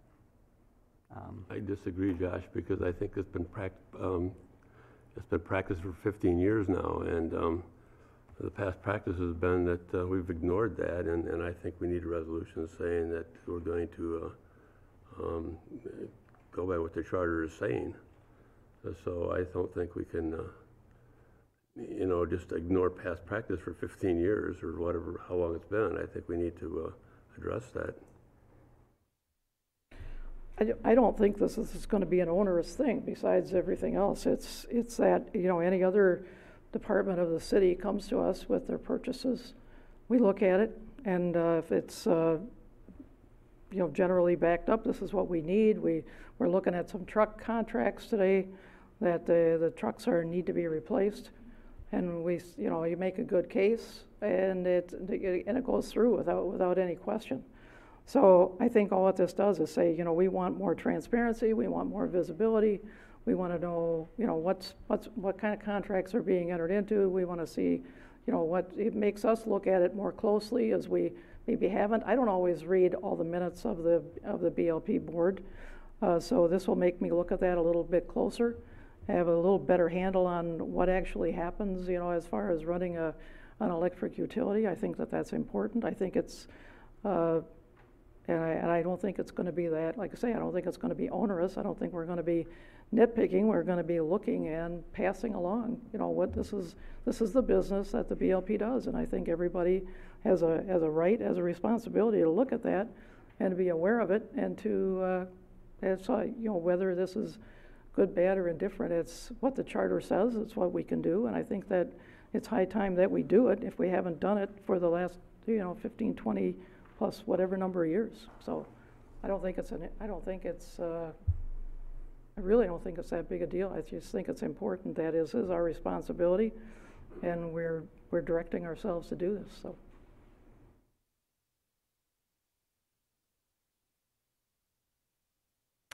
My take. And if there's no other comments. Did we vote on the amendment? Oh, we didn't vote on the amendment. No, not yet. Oh. No. We amended the language, haven't voted on that. Correct. That'd be the first vote. All right, You want me to read it again, what you're voting on? please. Oh, Well, This would be, the motion is to direct the Board of Light and Power to adhere to the provisions of Chapter 14 of the city charter in regard to the making of contracts on behalf of the city. Fritz? I didn't quite catch that again. this was, You're voting to amend the motion, correct? Oh, Right. okay. yeah, Yeah, we're just voting to amend the motion. I had one, didn't I? Yep, I think so. Okay. This is just to amend the motion. Then what we're voting on is consideration by City Council of a resolution directing the Board of Light and Power to adhere to the provisions of Chapter 14 of the city charter in regard to making of contracts on behalf of the city. That is what we're voting on. Voting to amend the resolution. To that. this, yes. do this. Fritz, yes. Vanessa? To amend the motion, yes. Bruger? Yes. Scott? Yes. Michaela? Yes, Okay. Now you're going to vote on that motion. okay. Vanessa? No. Bruger? No. Scott? Yes. Fritz? Yes. Michaela? Yes.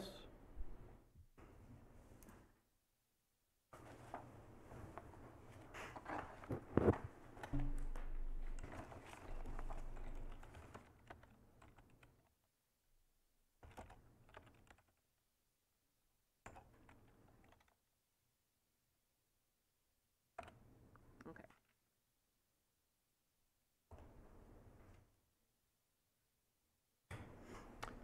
Next item, whenever you're ready.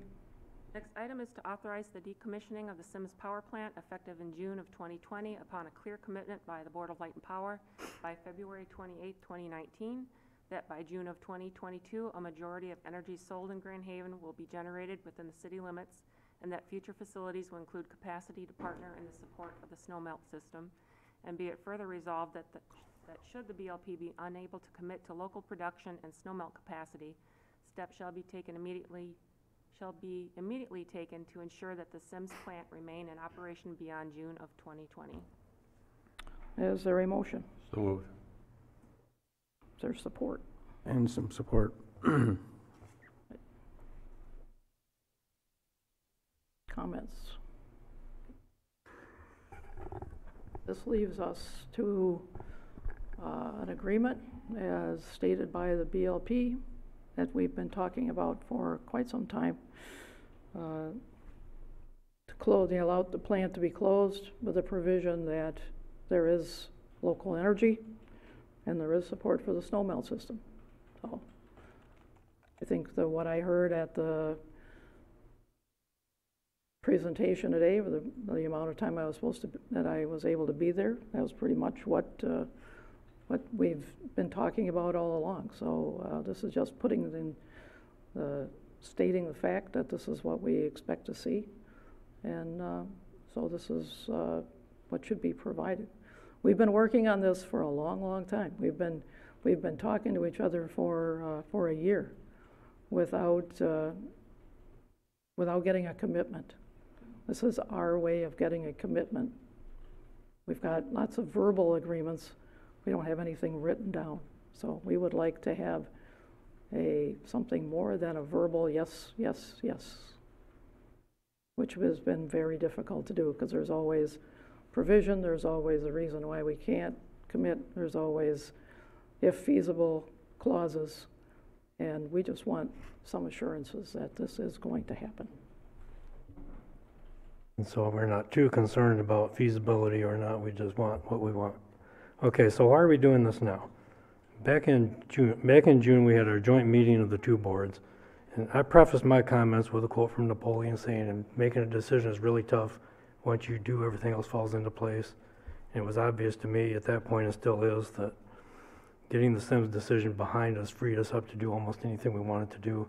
Instead, it has lingered on our table, and it's colored every argument we've had, the whole notion that, yeah, we can keep Sims going, or we can use that as a bargaining chip with the BLP, or we can force our way with this. And here it is again, in the second paragraph of this motion, that, well, if we don't get what we want, you're going to put Sims back online, and no matter what it costs.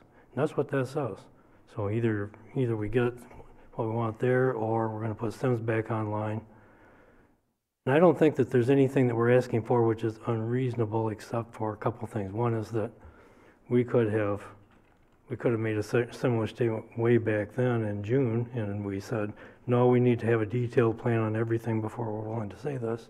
This isn't a detailed plan. This is general parameters, which we knew what we wanted then, but no, we had to have a detailed plan. Okay, so we've been through proposals of studies, and we've seen the Black and Beach, and now we're seeing the Burns and McDonald study. And this is the very first night that we're seeing the Burns and McDonald study, and here we are voting on this with having seen just their 1-hour presentation and heard absolutely zero of the public reaction to that.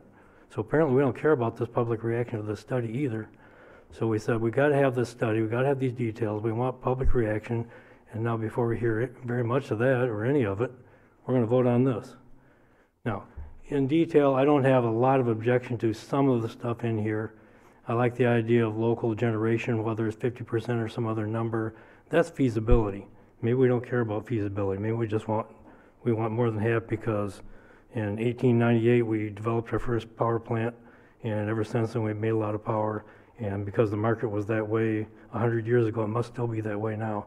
So feasibility has to follow from the past. So we're living in the past. Instead of looking at what these studies actually say that we've been demanding that we see, now we're just going to go ahead and vote on this. Okay, so I've always supported some local generation, but to put it in this context and these proportions, and to say that, and I'm not sure what you mean by capacity to partner and support a snow melt system. I think that we've heard various ideas for that, most likely to be something that would be a separate boiler or a separate heat source, because it's unlikely that this generation is going to produce any amount of heat that's going to do you any good. I mean, all those things, those are all things that we've always wanted, but now we've waited until the night that we're getting our first presentation from the studies that we've been saying we had to have. We're going to vote on it now. Why not 2 weeks from now? Why didn't we wait for this to play itself out? Why not 3 months ago, when we first had the opportunity to say, obviously Sims need to shut down. Let's figure out something, let's put that behind us and figure something out and know what we want. It ought to be feasible to say that we don't want to hear any of this mealy-mouthed stuff about feasibility, because it kind of knocks us down from what we've been asking for. I don't think that's real world. I think we need to have the actual numbers, the actual feasibility, the actual studies that say, here's what can be done, here's what it'll cost, here's what your people are going to pay for it. And we say, okay, these are the trade-offs we're willing to make as a community. We got some of that at our town hall meetings. I thought we got some pretty decent input, and we got a variety of opinions. And apparently we're still not that interested in listening to that kind of feedback. We just want this, okay? I want a lot of this too, but I want it to be feasible. I want to hear the studies, I want to hear the public feedback, and I don't know why this is on our agenda tonight.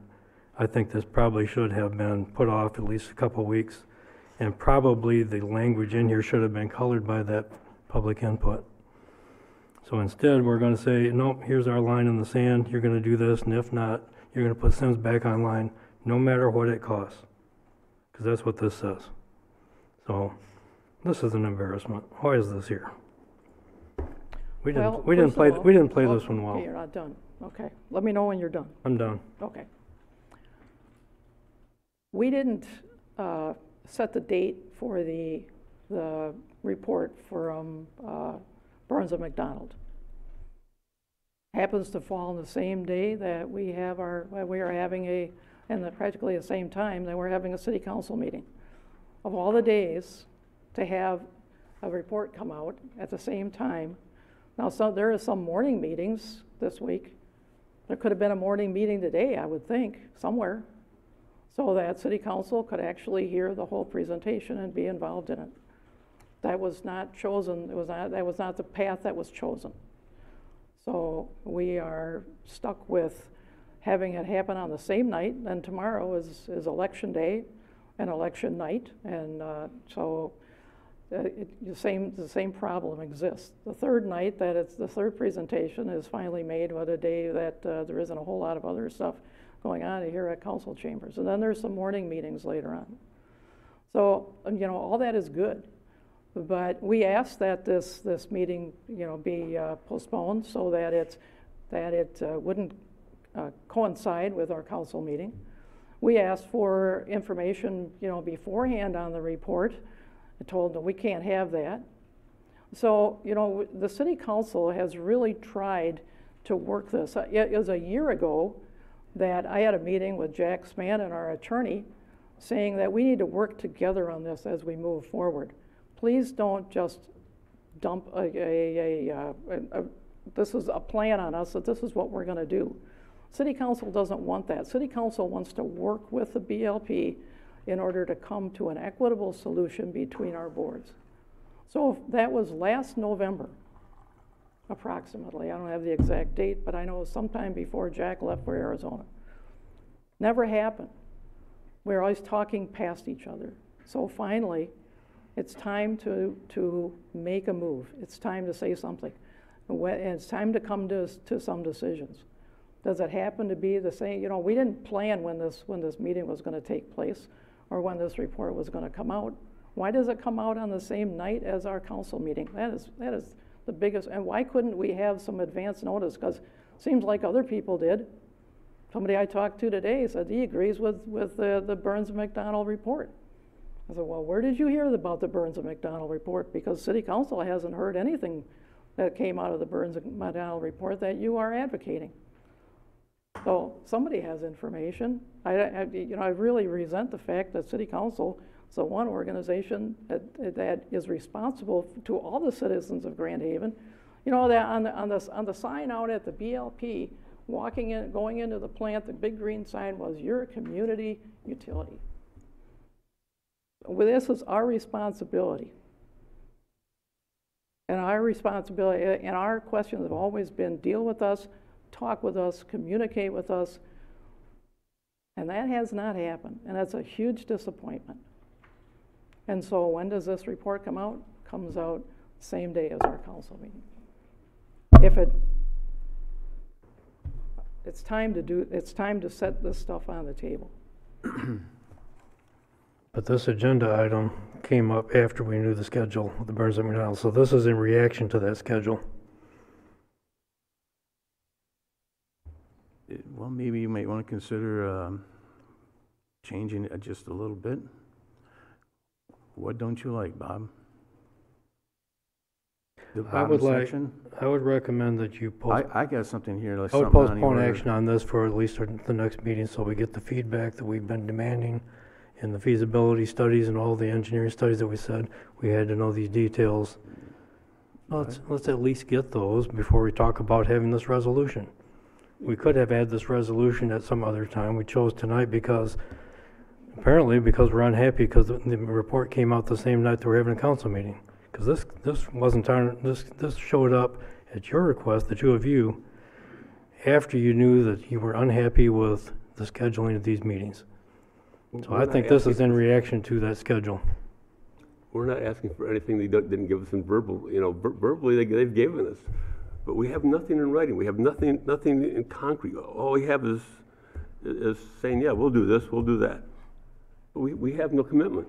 All we're doing is for what they've said in writing. We want a commitment from them. That's all we want. What they've already said, give us a commitment. Show us that. Way back in November when I was running for city council, two people from the Board of Light and Power both told me that we're going to have joint meetings before we decide on anything. We'll have a plan. You know something? That never happened. The plan was close the plant. That was the plan. We had no joint meetings. We had no discussion. It was just an arbitrary decision. We're going to close the plant. And when I was running, they'd asked me, "Do you have a plan for the Board of Light and Power?" I said, "No. The Board of Light and Power needs. They're going to come up with a plan, and we're going to work together on it." That never happened. And you think I'm not ticked about that? I'm very ticked about that. And I don't think, that's not a plan. That's just arbitrary decision what you're going to do. And I don't like that. I think what I was told was wrong, and yeah, I'm upset about that. I really am. But now we've heard it over and over. Yeah, we'll help you with snow melt. We'll generate. Show us to it. Show us you're going to do that. That's all I'm asking. Do what you say you're going to do.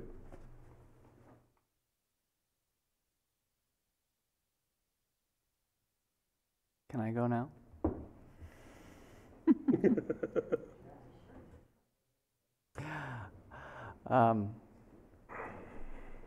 Yeah, okay.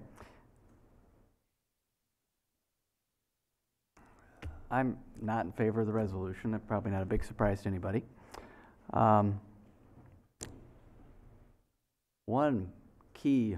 Two key items that I'm opposed to. Number one is that the majority that we lock in right now, unequivocally stating that the majority of energy sold in Grand Haven will be generated within the city limits. I'm not sure that's in the best interest of the citizens of Grand Haven, the Tri-Cities, the ratepayers. Saw about 55 minutes of a presentation tonight that showed, and I'd have to do the math, but again, the timing is a little difficult, but it showed one of the recommendations, perhaps the one that I'm most favorably disposed to, was that just slightly less than the majority of energy sold in Grand Haven be generated within the city of Grand Haven limits, so that we can diversify our portfolio, pull in more renewable energies from off the grid, and solar, wind, and so forth. So I'm opposed to that phraseology, if you will, in this motion. The second thing that I'm opposed to, and I think the irony here is kind of funny. Well, I just say I enjoy irony. The catwalk was pulled down, according to Aaron, in April of 2017, and it's not scheduled to be put back up until April, May, June. We're not quite sure of 2019, so if my calculations are correct, that's over 2 years for a $1 million project to get done. And we are talking about, and maybe you guys have done some research, maybe you're experts on how long it takes to demolish a power plant, level the thing, rebuild an entire new power plant that I believe is going to cost about $40 million. I don't know. I'm just throwing numbers out. I don't know what it is, but it's more than $1 million. It's more than the catwalk. I don't see, as a builder, and again, I don't build power plants, but I don't see how that's even feasible in 48 months' time. So I definitely have a problem with the 48-month time frame. Now again, the meeting tonight at the community center, if I'm not mistaken, did show that there's a possibility, date-wise, that the power, they suggested that the decommissioning of Sims takes place in June of 2020 as presented. And the date when we have a power plant maybe up and running is in 2023, so it's at least 36 months. So tying it into 48 months, again, I see that as significantly problematic. It kind of puts the BLP, it demands that the BLP keep the Sims plant running. Because if you can't do it by 2022, we need the Sims plant to continue running. And that's a terrible idea. I think we all agree on that. So two particular problems with the motion as presented. The third one, and again, I broken record on this one, and I don't know how unbelievably difficult, I mean, it is very difficult, apparently, for 4 people who live in the same city, population 10,600, to sit down and have a flippin' cup of coffee and talk about energy production. That is finger pointed at BLP, finger pointed at City Council, who's in charge of this committee. I don't get it. I don't get it. 4 people, 1 cup of coffee. Nope, we'd rather yell at each other. We'd rather pass resolutions, barking at people. But yeah, I'm lost for words any more than that. So those 3 points I think are very important. We did form a committee. It hasn't met yet. And there's some specific items in here that I think are really problematic for the citizens. So I definitely can't vote for it. That's all I got. Thanks, Josh. Yes, the Sims plant is dying, or is dead, basically. I understand that 100%. And, but as Denny was stating clearly here, that we'd like to have a clear commitment that they were going to generate. After listening to him tonight here, is also telling us that if we do decommission the plant and have no plans for the future of generating, for us to even commit to building another plant is very more difficult than it is if we have plans going forward, telling us that we do. Is that correct? Jerry, you were there, and you're on the board. I just want to make sure that I'm saying this correctly. If I might speak, just quickly. I just want to make sure that... Burns and McDonald are not... I'm sorry, but you gotta go to the microphone. We just want to make sure that you guys, are committed into making the generation. Clarify one thing. Burns and McDonald is not giving a recommendation until December about what to do. They are waiting for the 5 meetings to be held and the input from those meetings. Tonight, Burns McDonald simply gave 4 options for the way to solve this problem. However, if you were there, they very strongly stated that they do know that the community wants its own generation. That bottom line. Right. And we've had that message, and you had that message in your group. I'd like to say something else about the meeting tonight. Back when you had your 2 community meetings, you scheduled one of those meetings on the same night that our board met. So you did it with the same thought that we gave to tonight. This is when the man could be here. We certainly did not hold the meeting tonight in order to keep you from being the first people to hear anything. We want your input. We want to hear what each one of you have to say. And as far as transparency is concerned, we feel as though we've been transparent. There are feelings that we have not, and I'm sorry that happened. But we want to work with City Council. And I personally, my family's lived here 170 years, I guess if there's a local here, I'm it. Hey. And quite honestly, this has been very, very stressful.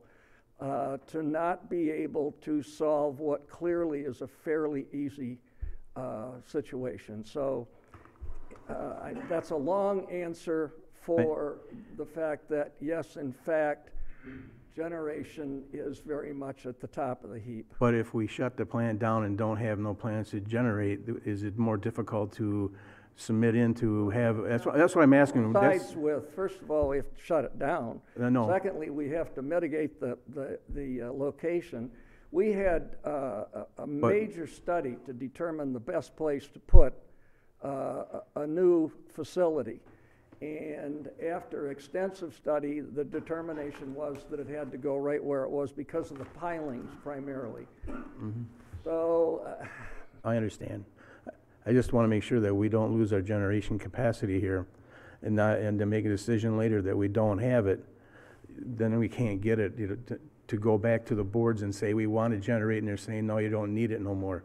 We want to make sure that Grand Haven still stays in that. And that's basically what we're trying to say here. And here's what I came up with a different type of resolution I would like to maybe change a little bit. It would be, is to consideration by City Council of a resolution to authorize a decommissioning of the Sims Power Plant effective on June 20th, 2020, upon a clear commitment by the BLP, a clear commitment which, like Denny would like to see in writing, and making sure that we have a clear commitment by February 28th. That would give you plenty of time, because you would have your Burns and McDonald report back, and that's what we're asking for right now and here. And the energy will be generated within the city limits, and that future facilities will include capacity to partner in the support of the snowmelt system. And as far as anything to go with the firing up the Sims plant, we're going to do that until 2020 anyways. But we want some clear commitment that you're going to do a generation plant coming to us, and that's what I would like to see. I want to see a clear commitment. I want to see it in writing. I want you guys to say, yes, we are going to do this, not maybe and not feasible. I mean, when the Burns McDonald comes back, I saw tonight telling us that it is feasible to do the 2 and 3, I think it was. The 2 was the most feasible for generation for us. I can't see where you guys can't make a commitment. And as far as the community goes, I think that'd be a good alternative, and it gives you plenty of time to do it. If anybody would like to support me on it. Well, in the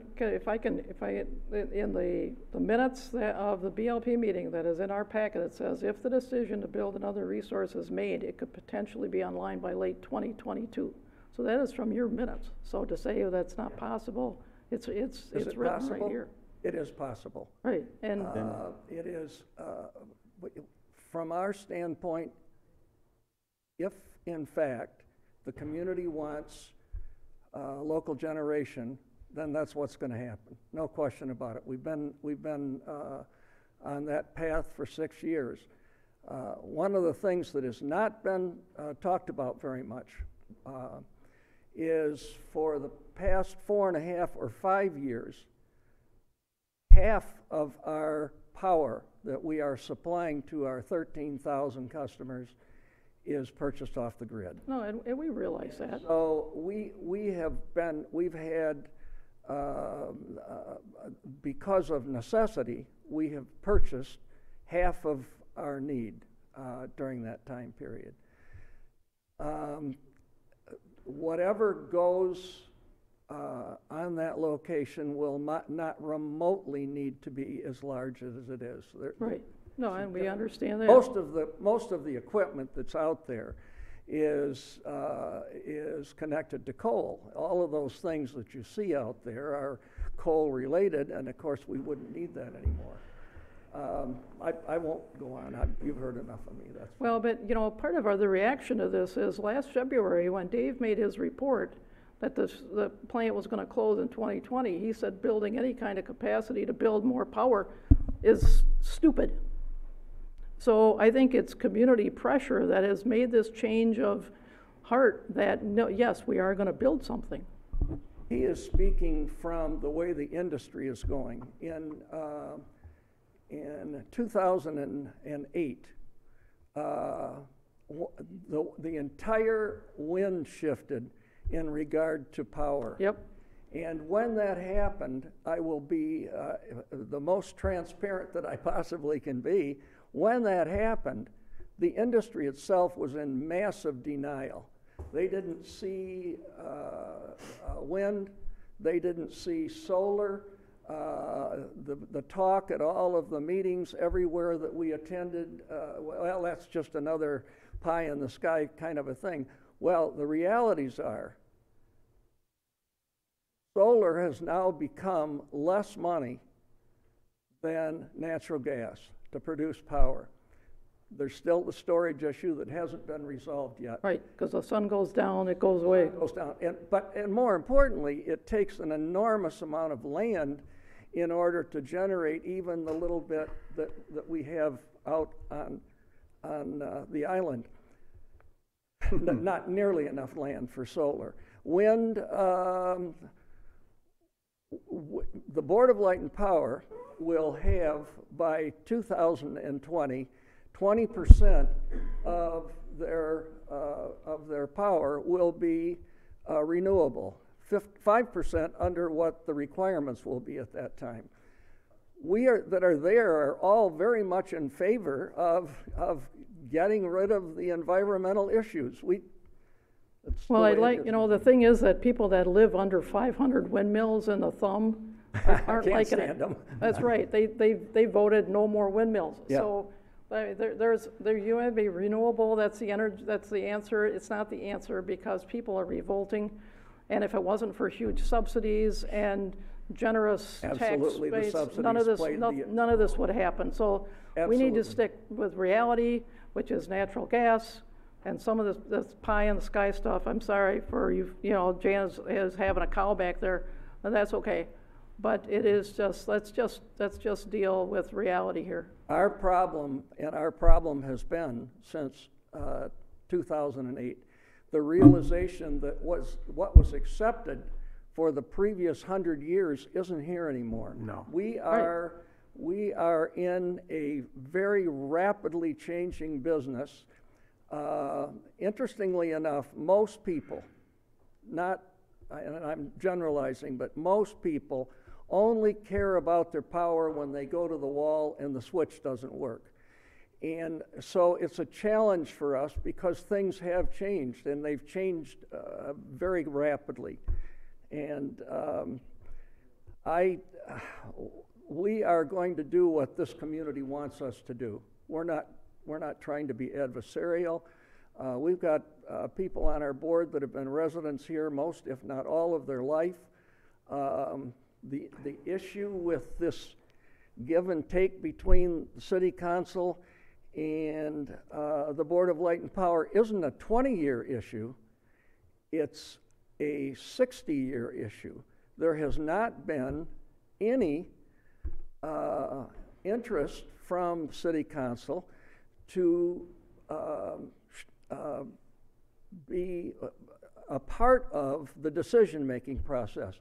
I'm not saying that you shouldn't be. I think you probably should be. That's right. But it hasn't been there until this past year. Now, realistically, I welcome being able to work with you folks. I mean, I don't have a problem with that. You appointed me. I was appointed for 5 months 15 years ago, and I told them that 5 months was all I was going to give them. I was 66 years old. I said, hey, you know what? And now here we are 15 years later. I noticed my voice is slipping. An elderly man with stress that I really am not sure that I need. So thank you very much. I hope that answered your question. Yep. I didn't mean to pontificate. Kind of, but I appreciate it, though. I appreciate all the information, Jerry. Yep. So then Jerry's telling us that they can build something by 2022. Right. So, change the resolution. Consideration by City Council of a resolution to authorize the decommissioning of the Sims Power Plant effective on June of 2020. Upon a clear commitment by the Board of Light and Power by February 28th, 2019, which he said is very feasible, that by June of 2022, which he says is feasible, that energy will be generated within the city limits and that future facilities will include capacity to partner in the support of the snowmelt system. So are you taking out the word majority? Yes. Because after looking at the Burns and McDonald report tonight, it's still going to be a feasible thing for them to do, is what the word they use is feasible. The majority is only 51%. Right.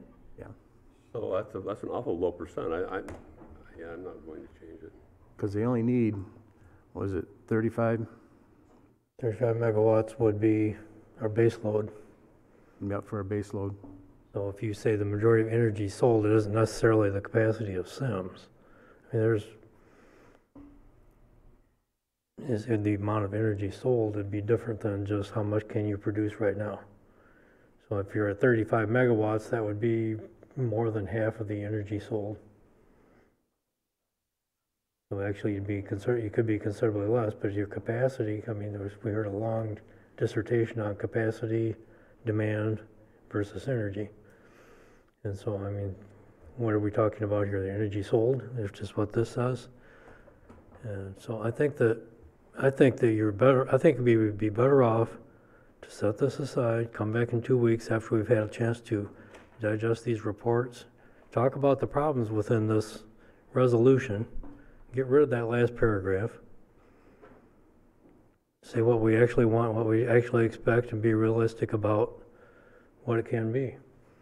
I think this is just ill-timed, and I think after all the demands for all the studies and all the information that we thought we wanted, and all of a sudden we just want to barrel ahead.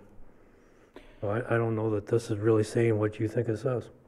The difference, what we're not talking about here, and what is motivating the direction that we have been headed, has to do with money. You can buy power, and have been able to buy power, for way less money than you can generate it. But Grand Haven wants its own generation. We get it. We understand that. But the difference, we have residential customers. We have a few industrial customers, not anything like when Sims was built. When Sims was built, we had a very large industrial base. That went away. What we have right now is significantly less. But the difference for all of our customers in generating power and purchasing power is significant. And one of the reasons that we can't encourage industry to move here, I don't know how much we've shared with you, but 4 short years ago, Grand Haven was the highest rate in the state of Michigan for their power. We have worked very hard to get that down, so now we're in the middle of the pack. And yes, we have dropped under Consumers Power, which is the benchmark. You never want to be more money than Consumers Power, but we were. We are not now, and we can continue that trend, but we can't do it exclusively generating our own power. It wasn't. You have to believe me. If you believe nothing else, you can't possibly generate power at the same price that you can buy it. Everything is designed differently. So I don't know if that helps you at all, but it's the way it is.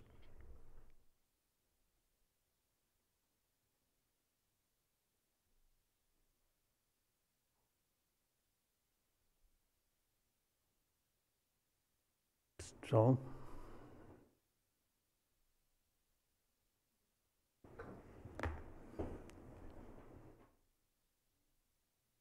You looking for me for something?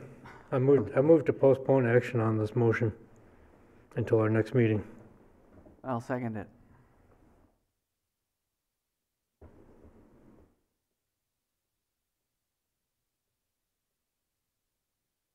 guess we can. Go ahead. I'm willing to go with the postponement for a short time.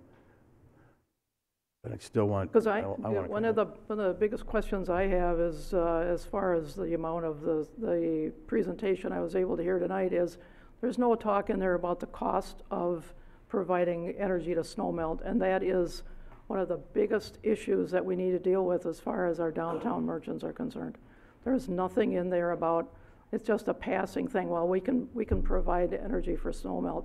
There's no talk about how it's going to be done or what it's going to cost, and that is the bottom line for our downtown. So you agree that this motion is incomplete? It is, and I don't particularly like giving up the word majority. I don't know if that really is the answer to the issues. And I don't think that this is ill-timed or a waste of time, because it brings the discussion out into the air where it needs to be and not behind closed doors.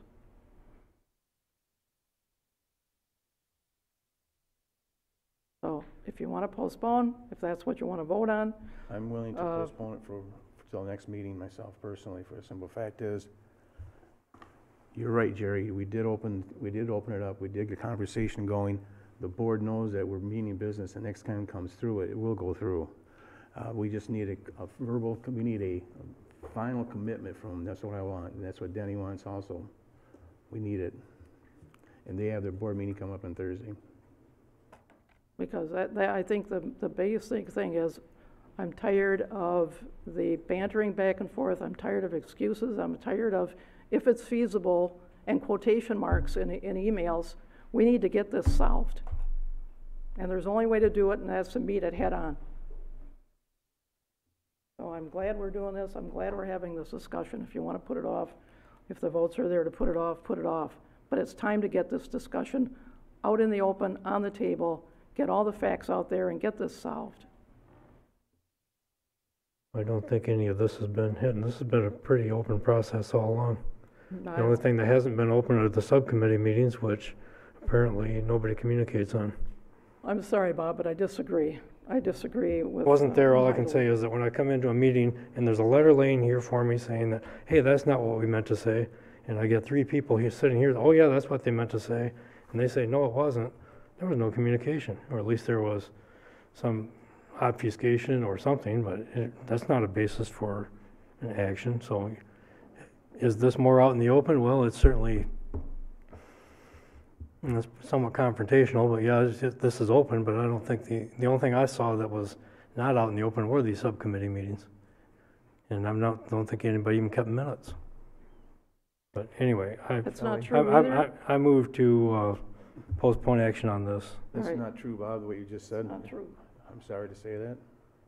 Yeah. I disagree with you on that point. Shall we vote on this?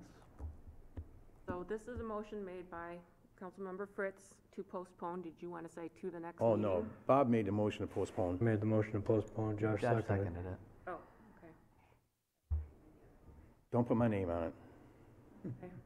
You had made another Because motion. if Bob's saying sort of things another like that, I motion. probably won't Yeah, support no. for it now. Okay. I don't mean, To postpone. I and don't you like want it being to the called a next liar. meeting, or do you want a specific time on that? I said till our next meeting. Okay. Manetza? Yes? Bruger? Yes. Scott? Yes. Fritz? yes. Michaela? Yes.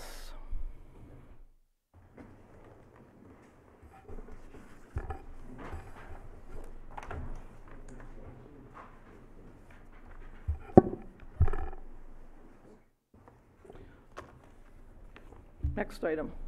Next item is to receive and place on file the annual financial reports for June 30th, 2018, as presented by Riedewald Hafner, CPAs. The Audit Review Committee and the administration recommend approval. Is there a motion? So moved. Second?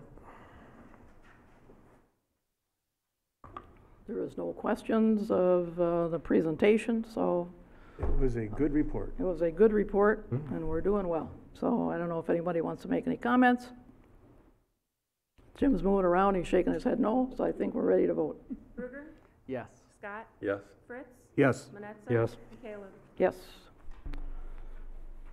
Next Next item. item is to accept the low bid and approve the contractor service agreement with Right Way Plumbing and Heating in the amount of $304,700 for HVAC upgrades at the Grand Haven Community Center, and authorize the mayor and city clerk to execute the necessary documents. The administration recommends approval. Is there a motion? So moved. In support. So this is for replacing the HVAC in the community center. Do we, By doing this, is this gonna save us more energy? right, Is our electric bill gonna go down? I mean, it's an atrocious bill there. And since we're talking about BLP, I'm not here to talk about BLP. no, we're talking about energy usage and that. I know the HVAC system that whole system uses it. Yes, It's so antiquated and it's been pieced together. Correct, this is to replace air handler number 1 and 2, which are original to the building, 1968. I believe believe is the year it was built. So they're constant speed air handling units. These will be variable speed, variable vaned. So we will see some cost savings. We don't have, they didn't give me a return on investment estimate, so I could get that information, but it's not super significant. We're looking at more just the units are old, and we had a catastrophic failure a year or two ago, and we were able to still get parts for it, but that could happen in the future, and we wouldn't be able to get we may not be able to get parts, and then we'd really be in trouble. So Yes. this is, you know, they're original. They've definitely met their lifespan. I think we got our money's worth. Yes, sir. Absolutely. Yeah, I have some 1972 vintage equipment on my building. I understand what you're talking about. Right. It gets to be frequent repairs, and we can forego that, forego the loss of utility of the equipment. My question, have we used Right Way Plumbing and Heating for this sort of work before? They actually did the renovation on the community center. They did all the HVAC and plumbing work when it was renovated 11 years ago. So, and we have used them for service work there at the community center and for other things throughout the city, but yeah. So I see they beat out Andy Egan by $100. Yeah, that was pretty amazing at a $300,000 bid, but it was good. But no, we're fully confident with Right Way. Okay. And if not, you have about a 300-page contract. I see, yeah. It took up our whole, I'm reading Actually, through, I'm going, oh which my actually God. said nothing because it was all the boilerplate. Yeah, I bet. Anyway. I didn't type that. That's a heck of a contract. I hope you guys. Any other comments? Can we worry about 19-page We're ready to applications vote. for community center? Scott? Yes. Fritz? Yes. Manetza? Yes. Bruegger? Yes. And Caleb? Yes, next item. Trying to get Linda home before 10 o'clock. Next item is to approve the new purchase from Preferred Ford in the amount of $26,548.56 and the additional already approved price of $4,667.81 from Hoekstra Equipment for a grand total of $31,216.37 for a fire rescue brush truck. All right, is there a motion? So moved. Support. Matt? Good evening. My name is Matt Wade, Streets and Utilities Manager, Public Works. This may look familiar. We ran into a little issue with getting trucks from Chrysler. So we're basically bringing the next closest bid price from Ford to your attention. And it's going to get us a vehicle sooner than later is the reasoning behind it. If we stick with Chrysler, we won't have a truck until we won't be able to order the truck until next March. Wow. And the brush truck right now is already on its last leg with the transmission, so we'd like to order this truck sooner than later. All right.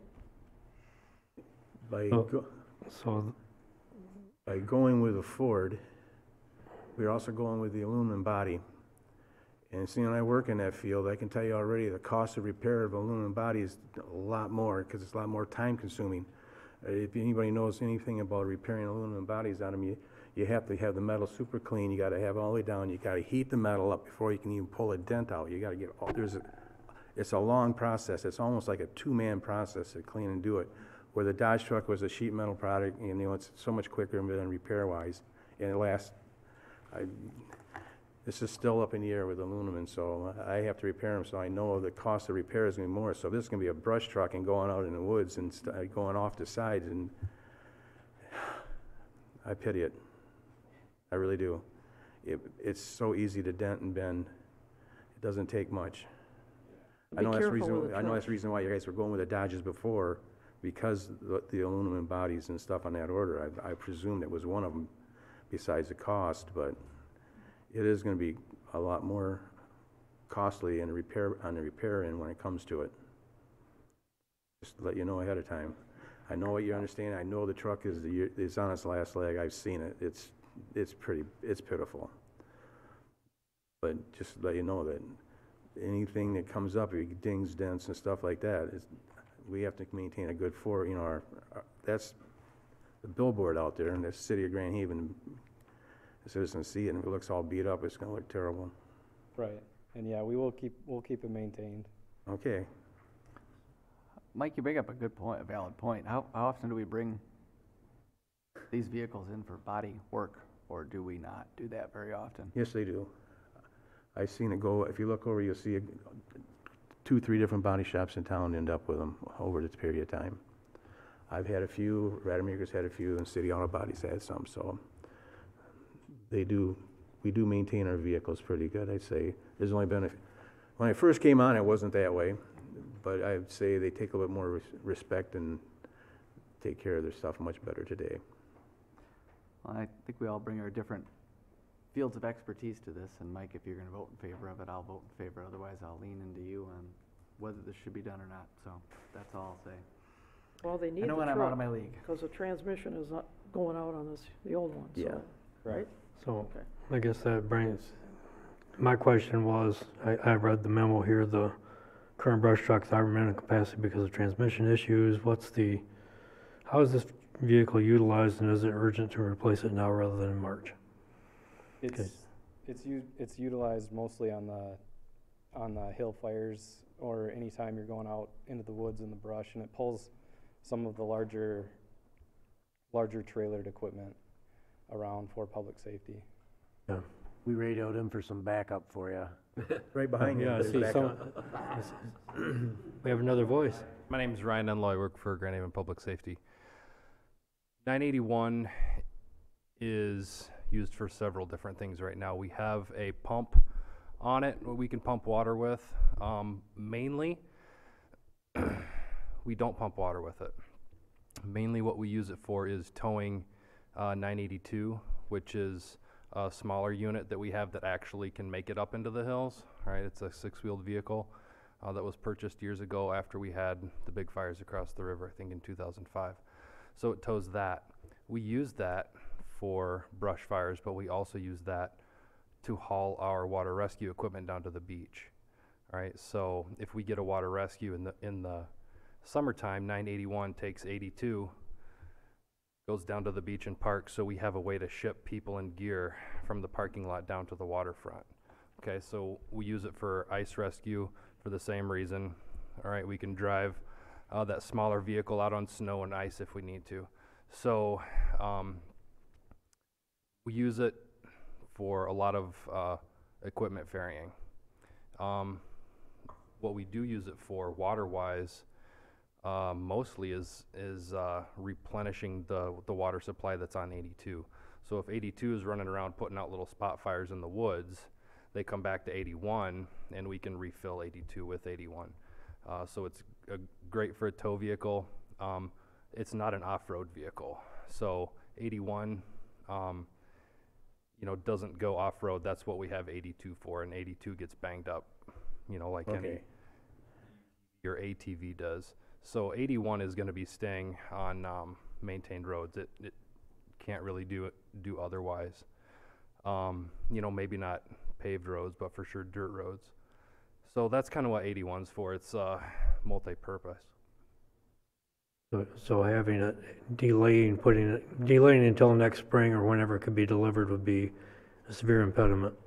Yeah, I don't think that would be a good idea because we do use it for ice rescue. We use it for water rescue. I guess that's kind of where I was going was, in the winter time, how heavily used is it? We need it, yeah. Thank you. Matt, one more question. What Hookstra equipment, are they gonna put the whole back of the truck on? Is that what they're, the whole back end of that truck is gonna be, that'll be metal then, part of it? Yes. So the bed of the truck will be metal, the back, all they're doing is setting that on the frame, right? Yes. So the truck purchases without a truck bed.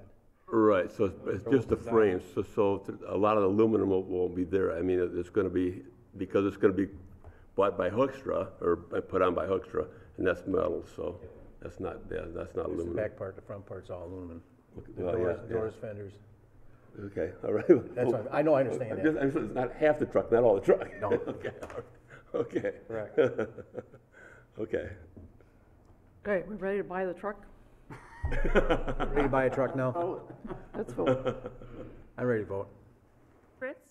Yes. Netza? Yes. Bruger? Yes. Scott? Yes. Caleb? Yes. Next item. Next item is to Next approve the new truck. purchase from Preferred Ford in the amount of $25,641.78 and the additional already approved price of $6,321.80 from Monroe Truck for a grand total of $31,963.58 for a 3/4 ton truck. The administration recommends approval. So moved. Pretty much the same story. So moved. Sorry. Sorry. Anybody want to second it? So you can talk? Seconded. There we go. There you go. Okay, Take it this away, is Matt. Truck number 21.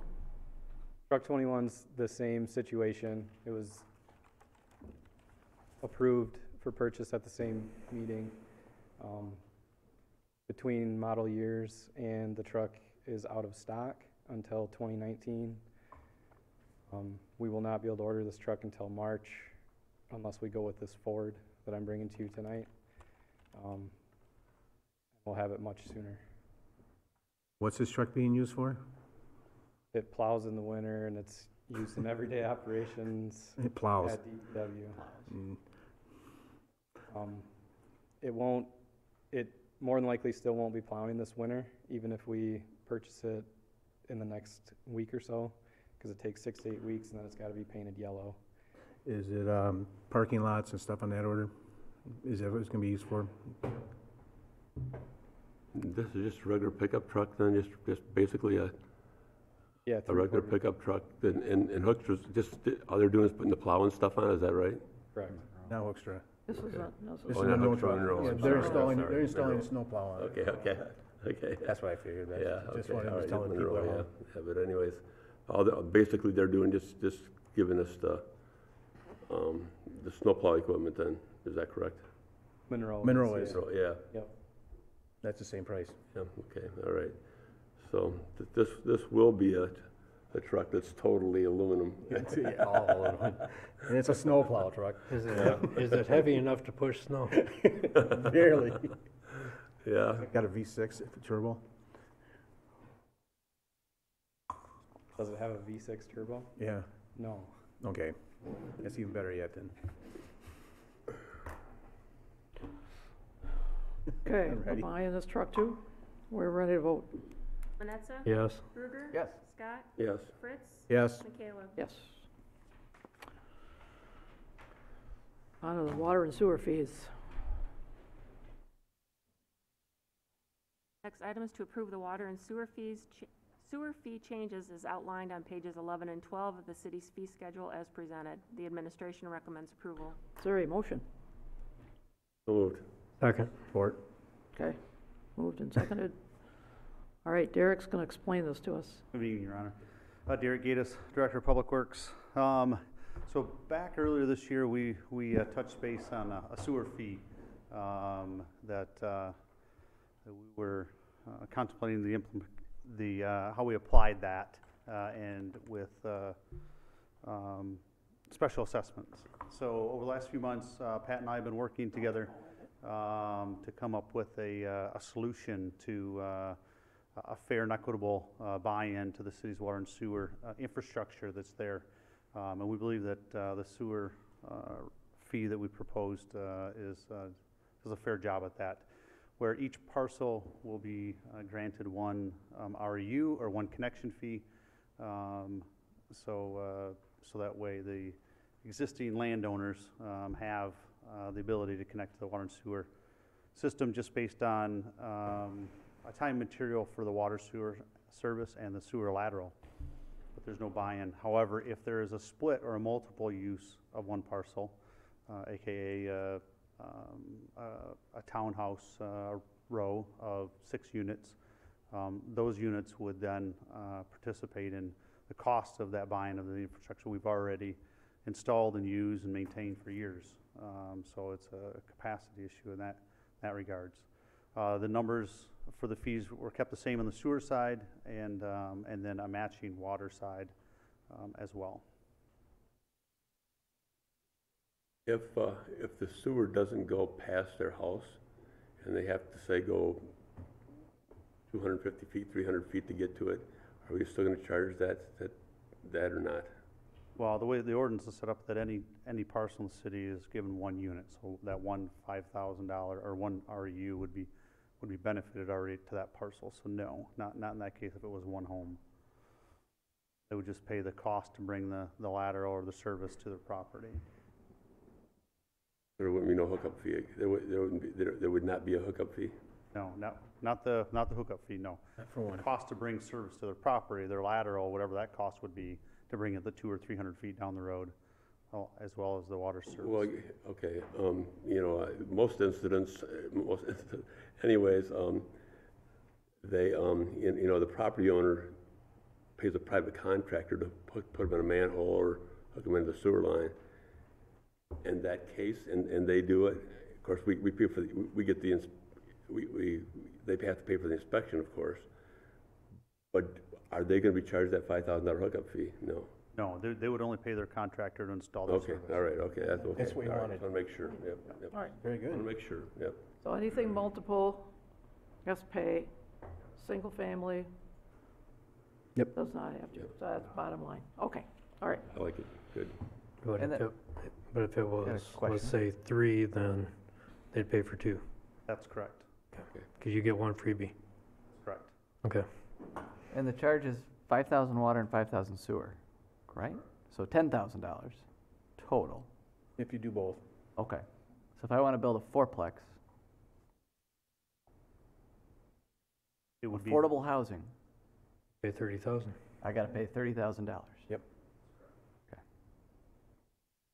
I'll be voting no on this. Thank you.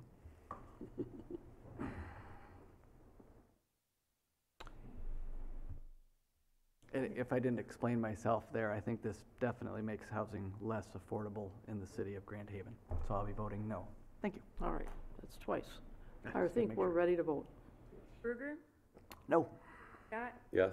Fritz, Yes. Manetza, Yes. Michaela. Yes. Next item.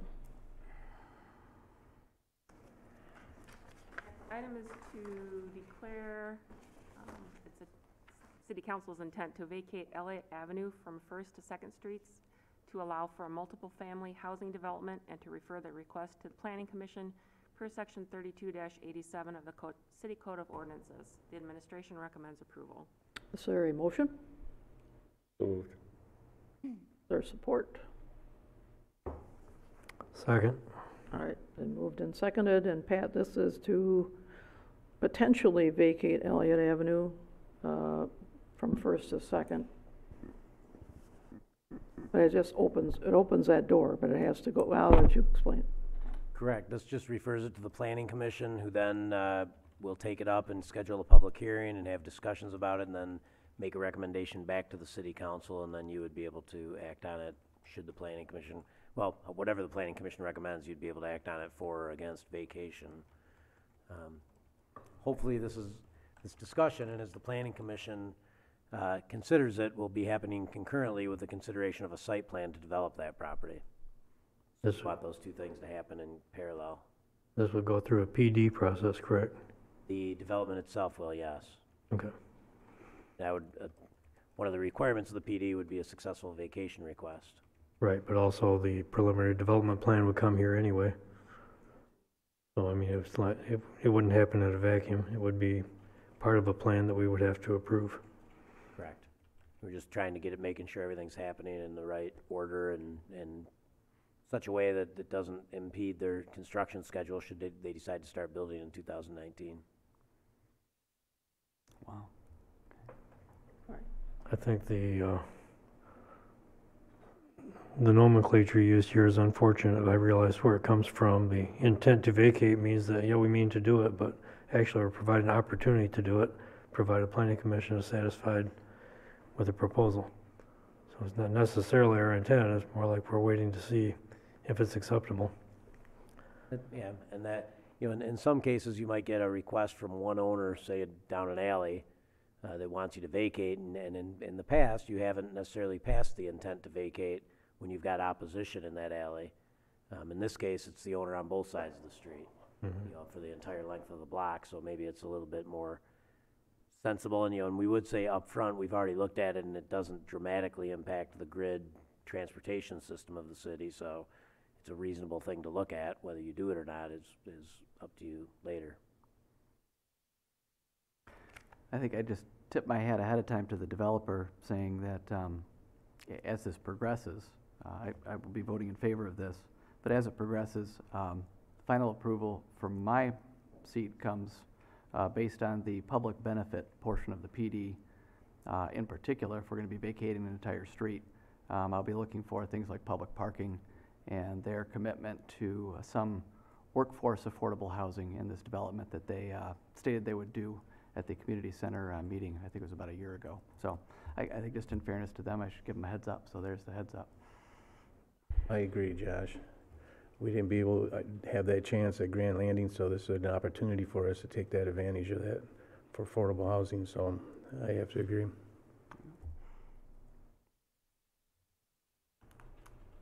I'm ready to vote. Anything else? All right, I think we're ready to move. Scott? Yes. Fritz? Yes. Manetza? Yes. Bruegger? Yes. McCaleb? Yes. All right, that was our last item, so report by city council. Who wants to start? I'll just throw out a question, actually, for Pat, who's just stepping away from the mic, so I'll wait. Somebody else can go. Oh, you ready, Pat? Yeah. In light of the, and forgive me, I haven't been up to date on the Grand Haven Tribune or the reporting as far as the news media goes, but the PFAS at Robinson School Elementary, is there anything that we as a city can do to assist in the process of making sure that their water is drinkable? I'm glad Derek is still here tonight, because he is all over the PFAS issue, and him and I have actually had a discussion on this already, that we are ready, willing, and able, but I'll let Derek comment on that. Yes, Josh. As you know, the Robinson School is miles away from the closest water main that actually is owned by the township. And I've been in discussion with Mark Verberkmos as that unfolded. There isn't anything that we can do specifically besides support, a water supply being ran to the facility. And I haven't heard that as a possibility at the moment. Would be a very long pipe to get to it, but I wouldn't rule out anything, just as a city, support that connection if it were to come forward. Okay. Are there ways for them, it's not maybe your area of expertise, but are there ways for them to treat the drinking water such that we don't have to bring a line all the way out there? There are some newer technologies. Yes. Plainfield Township actually has a filtration system that's treating it that we're keeping an eye on in case we would have to do that. But as far as specifically at a specific site, a well site, yeah, there are some technologies that are coming out that I don't believe that they're going to be cheap, but it'll be better than a bottled water system that they are currently implementing. Good. Then I think, thank you. I, for one, would be very much in favor of the city doing what we can to help out, whether it's from general fund finances to help out with it. We're a community, and bigger than just the city of Grand Haven. That's been brought to my attention numerous times here by others, and I think we can extend that back out, especially to Robinson School, where my wife is a substitute teacher often in the special needs classes out there, and has probably drunk that water. So I might have a personal vested interest in that. But at any rate, I think anything we can do at the city level to help out would be very good. All help. Thanks. On that note, Josh, just to interject a little bit here, I know that on M45, that's the main transmission line for the water treatment plant from Grand Rapids, runs all the way down M45. And I think Grand Haven Township taps into that at one point. There's a possibility if Robinson would like to, I think they might be able to if they would approach it. Is that feasible or not? That's something that they would have to, Grand Haven Township and the schools in Grand Rapids have to get together. But yeah, anything's possible. I know Grand Rapids limits the amount of taps to that transmission main. It's Yeah, I know, tricky. But, in the case of a public school. Because I know we have a loop with the Grand Rapids line going with our system here, going through Grand Haven Township. So it was just one of the ideas that maybe might be possible also.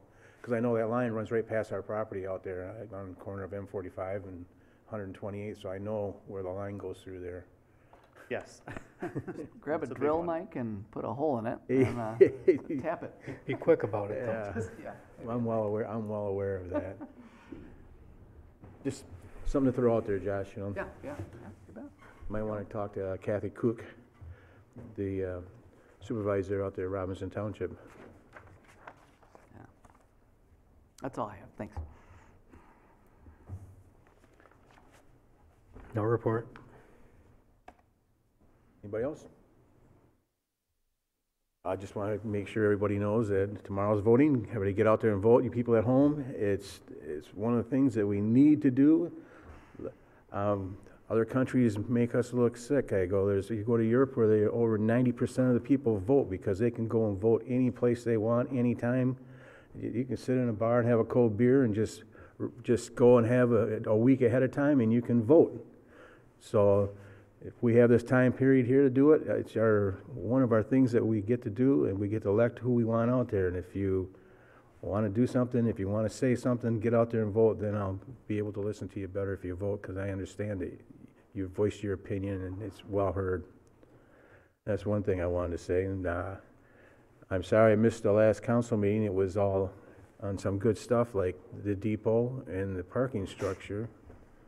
And I did see where Bob would like to keep the integrity of the building, and so would I. I'd like to see that building stay pretty much the way it is. I'm sorry I wasn't here to voice my opinion on it, but I'm not in favor of changing the views and the way it looks. I think having a historic view, a building like that, and the time that people put in to keep it the way it is and bring it to where it is today, it should be maintained that way.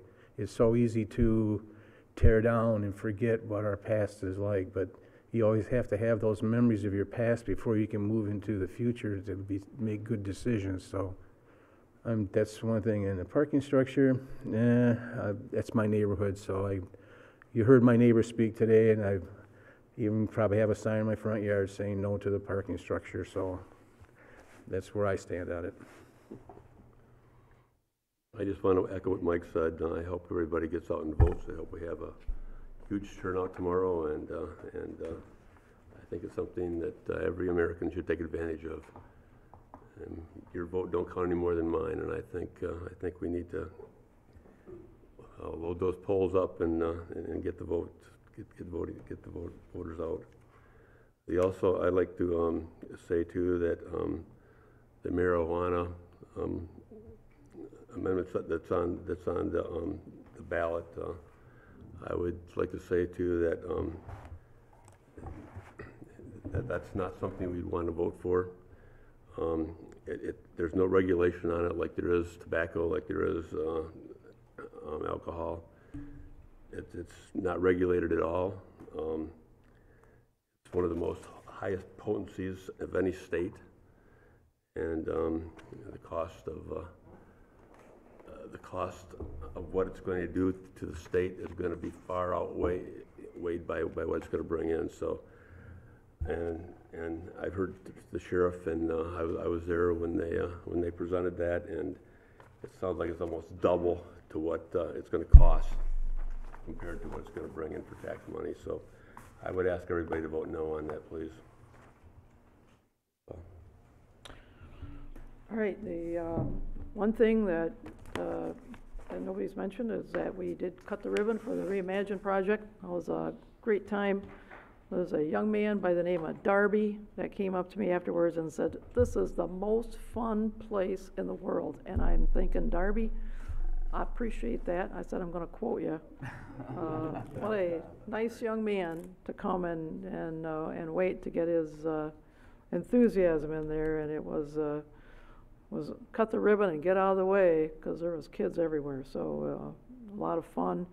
Again, another great community project completed, and just thanks to everybody that worked on it, contributed, and the kids that helped design it. So it's a great thing for Grand Haven. One more thing. I think we're general business. Call the audience. If anybody wants to make a comment, this is your opportunity. Just tell us who you are, where you live. Yes, Pat, I'm sorry. More items that I. Oh, did you? Oh, okay. Well, hang on a second. I thought Ken's here because Ken go first. Let Ken go first, because he's going to talk about Tri-Cities Kids League, and we've already discussed that. Sorry, So Ken. we'd be most appreciative. We already looked it over. Ben Baumgarten, I live on Parkwood in Grand Haven Township. I'm on the board of directors for Tri-Cities Kids League. I heard in your work session earlier some talk about the construction of the new building. Just asking that if you're going to need to empty that building out, that we do it after May 4th. Saturday, May 4th is the day I pass out the 84 equipment bags and uniforms to all the coaches, and that will empty a third of that building, so we won't have to store it and then have to pull it back out, distribute it from there. All right. Yeah. Will Thanks you very guys mu- help with the groundbreaking then, right after that? We'll get all your stuff out, and then we'll start hammering away on it, right the same day. Thanks for reminding me, Ken. I wasn't part of that with Dave, we many times sitting down there passing out equipment, so absolutely correct, is that you'll be empty then, all that stuff gets moved out of there, so you won't have hardly anything to store. So it'd be an absolutely brilliant time. Okay, thank you. Thanks, Ken. Thanks. Anybody else? All right, Pat, wanted to, Did just want to touch on the building inspector and our plans to appoint another full-time building inspector. And we'll be coming back to you with some request for how we're going to pay for that. You know, we want to move forward with that, and we think we have the demand for it. And I believe I had some discussion about that, but I'd be happy to talk to you about that in the coming days. If you've got questions or concerns about that, because it does have financial impact, we'll be coming to you with a budget adjustment or an adjustment to our rates. But the thought is to maintain service levels. Very, very busy, tons of permits going out there, and making people wait isn't a preferred option. So we're getting to a point now where we're starting to get some bottlenecks and some slowdowns, and we don't want to see that become something that we're playing catch up on. So we're going to be proactive. It's not easy to find them, you know, so it's going to be tough to recruit an effective full-time building inspector in the current market when it's so busy out there. Most people with that skill set are busy building things. There's not a big market. There's not a lot of people looking to be inspectors right now. So I just wanted you to be in the loop on that. The goal setting, we're looking at November 26th at 5:30. I don't know if November 12th, if next Monday would work, or if that's too soon. But I'm good either one, either the 12th or the 26th. I'll have to check my schedule. Yeah, if you guys want to let me know, we'll get that on the docket, and we're thinking we might be able to do it down at Noto's. Ooh. Supposed to be in a new setting. If we do wait till the 26th, we can definitely do it down there. Next Monday, it might be a little bit tough. A little early yet. 26 is sounding real good. Yes, it is. Yeah, it is. That sounded good. I'll go for that. To bring in hot and ready from Little Caesars. Wait a minute. Better than cold and not ready. The next one was the airport study letter that was in front of you tonight. You know, the idea, you've asked that we do some serious evaluation of what might happen in the future at the airport. So we've gotten a request from the chamber to pursue a study of what could be built there. If it wasn't an airport, what would it be? So the chamber's asking you to look into that. At your next meeting, I'd like to have some direction on that. So I wanted to give you some time to noodle on that. And then finally, I'm going to hand out another memo from me about the stadium and possible booking for next year to try to get some concerts down there. We kind of want to set up a format under which we could have up to 4 concerts in the stadium, where we'd sell tickets. We'd do it for local charity. The city would get a cut of the revenue.